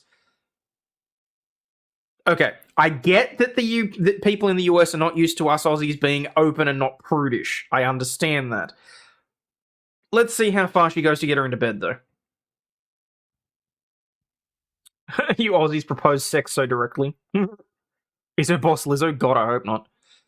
Just days after she started at the company, Anderson asked to borrow going-out clothes while the two were on a work trip in San Francisco, then insisted on returning them to her hotel room at the end of the night, where Anderson disrobed in front of her. She said in legal papers. Yeah, that's actually not that uncommon here in Australia. Yeah, it's not grooming, it's just inappropriate. Personally, I think that this chick might just be a little bit vain, thinking that it was all about her. Wearing a bra and undies, the married Sydney, Australia-based Anderson then allegedly said she would move forward with an affair and proceeded to touch her own breasts and asked Mazzucchelli whether she should get a boob job. Again, inappropriate, not necessarily promoting wanting to sleep with her. She escaped to the bathroom when she called a friend who then showed up at the hotel room, prompting Anderson to suddenly dress and leave. Why would she not? You didn't specify. Is the friend male or female? At work, Anderson began to inundate her with questions and stories about group sex, bisexuality, anal sex, extramarital affairs, her assessment of the sex life of company executives. the worker claims in the Manhattan federal court complaint against the company. Okay, all I'm seeing here is someone that's majorly not reading the room. I think she probably thought they were closer friends and that it was okay to discuss these sorts of things. Because honestly, what I'm reading here is what a bunch of women here would talk about over mimosas at brunch. That's all it is. I'm not seeing anything particularly like forward, shall we say.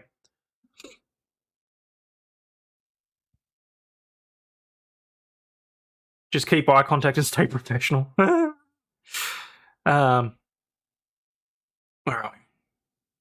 The boss noted one executive needs to have more sex, while another was in a religious marriage but might be open to having sex in other relationships, and that a third supervisor was calm because he has more sex. Again, I think she has overestimated the friendship here. I don't think... Either that or this is a chick that's just looking for a payout.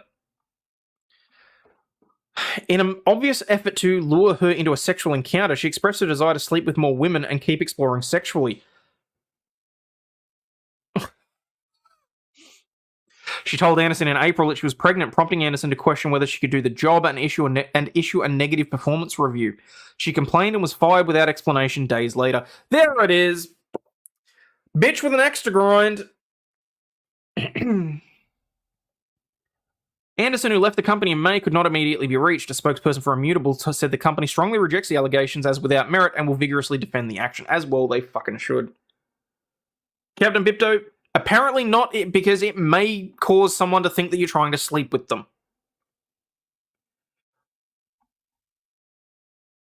I'm actually kind of tempted to see if I can track down the court documents on this one, because to me, this is just Aussie humour, it's Aussie relationship, Aussie female friendship, which is clearly not being appreciated by someone from a different upbringing, shall we say. Was the boss a woman, a man, or a woman? They were both women. I think that this is... The boss thought that they were girlfriends and they weren't. That's what I think this was. Did you ever see the plane crash gender reveal in Mexico? Yes, I did. I didn't really want to cover that one because I thought that that was quite a horrible situation. But you get sex proposals every time you log into Discord. Mandy, have you seen the way you talk on locals? I'm not shocked by that, okay? To be honest, you can't win in this scenario. You might as well respond, bitch, you definitely need a boob job. So. But anyway.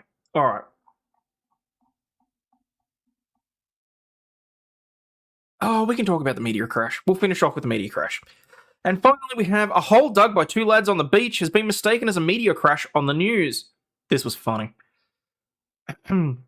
A hole dug by two lads on a beach in Dublin was mistaken for a meteor crater on the news. The hole in question, which was found at Portmarnock Beach in Dublin, Ireland, was believed to look out of this world and stopped local astrophysicist enthusiast Dave Kennedy right in his tracks when he came across it. Local astrophysicist enthusiast. What's that? Especially not in New York, you can't even tell a woman her new lipstick looks nice. This guy just got overexcited because he thought that he might get famous. The hole in question was found on the beach. Virgin Media News reported that the discovery yesterday on 13 September and interviewed Dave, who believed it came from up above. It looked so bizarre. Bloody hell.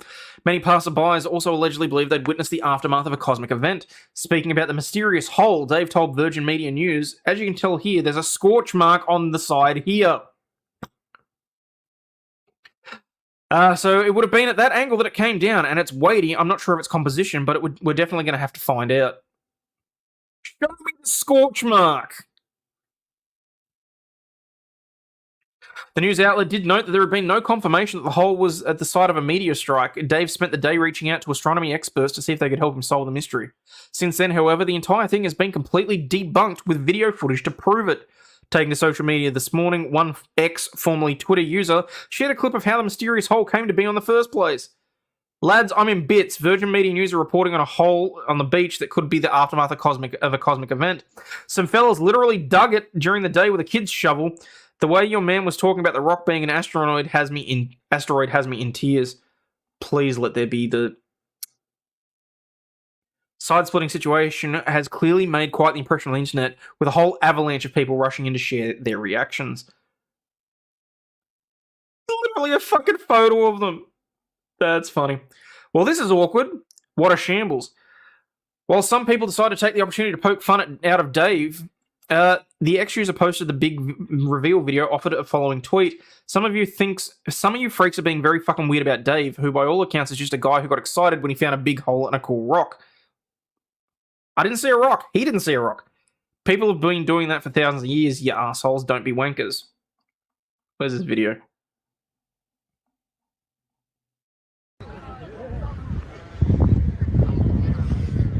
Oh, fuck you. It's not a hole, it's a bloody pit. I'm inclined to agree. But anyway. Bernard. Now, finally for now, mysterious hole on a beach has caused a stir in North Dublin. Show me the damn video without it stuffing up. Come on, come on. A mysterious hole on a beach has caused a stir in North Dublin. A local astronomy enthusiast is hoping the crater in Portmarnock could be the aftermath of a cosmic event. It's a huge, mysterious crater that looks out of this world. But is it? The unusual hole on Portmarnock Beach stopped local astrophysics enthusiast Dave Kennedy in his tracks yesterday, and he's certain the small but heavy rock inside it came from up above. As you can tell by here, there's a scorch mark on this side here, so that would have been at the angle that it came down at. And it is weighty. I'm not sure if it's composition, but we're definitely going to have to find out. The striking hole soon caught the attention of passers-by, many hoping that what they're witnessing... I didn't know he was in the middle of it. That's exactly what they did, Abomination. Those guys could have just plopped a rock in the middle of it. That's what they did. He became an expert from watching YouTube. Quite possibly. I mean, there's plenty of people on YouTube and Twitter now that are experts on lore for having watched trials and shit like that. So, yeah, they got done hard. Yep. So, oh, shit, me. Oh, alright, guys. I'm going to get out of here. Hopefully this has been entertaining. But as always, please remember that you are not a piece of shit. You do have value and you do contribute, especially if you hit that like button for me. Double check whether or not you are still subscribed. If you're one of the unlucky ones that YouTube has sliced away, please just make sure that you do hit the subscribe and like buttons. Hit that bell, check whether or not notifications are turned on, because we know YouTube is asshole. And small but heavy, is that the first rock that a guy's ever picked up? Quite possibly. But yeah. As always, stay healthy, wealthy, and wise, and I will catch you all later. I am going to spend a bit of time in Discord now if anyone wants to come over and chat or anything like that, just while I do some revamp prep and various other things. So, but yeah, as always, I shall catch you on the flip side. Cheers, guys. This shit, I'm out. Fuck this shit, I'm out. No thanks. Don't mind me. I'ma just grab my stuff and leave. Excuse me, please. Fuck this shit, I'm out. Nope. Fuck this shit, I'm out. Alright then. I don't know what the fuck just happened, but I don't really care. I'ma get the fuck up out of here. Fuck this shit, I'm out.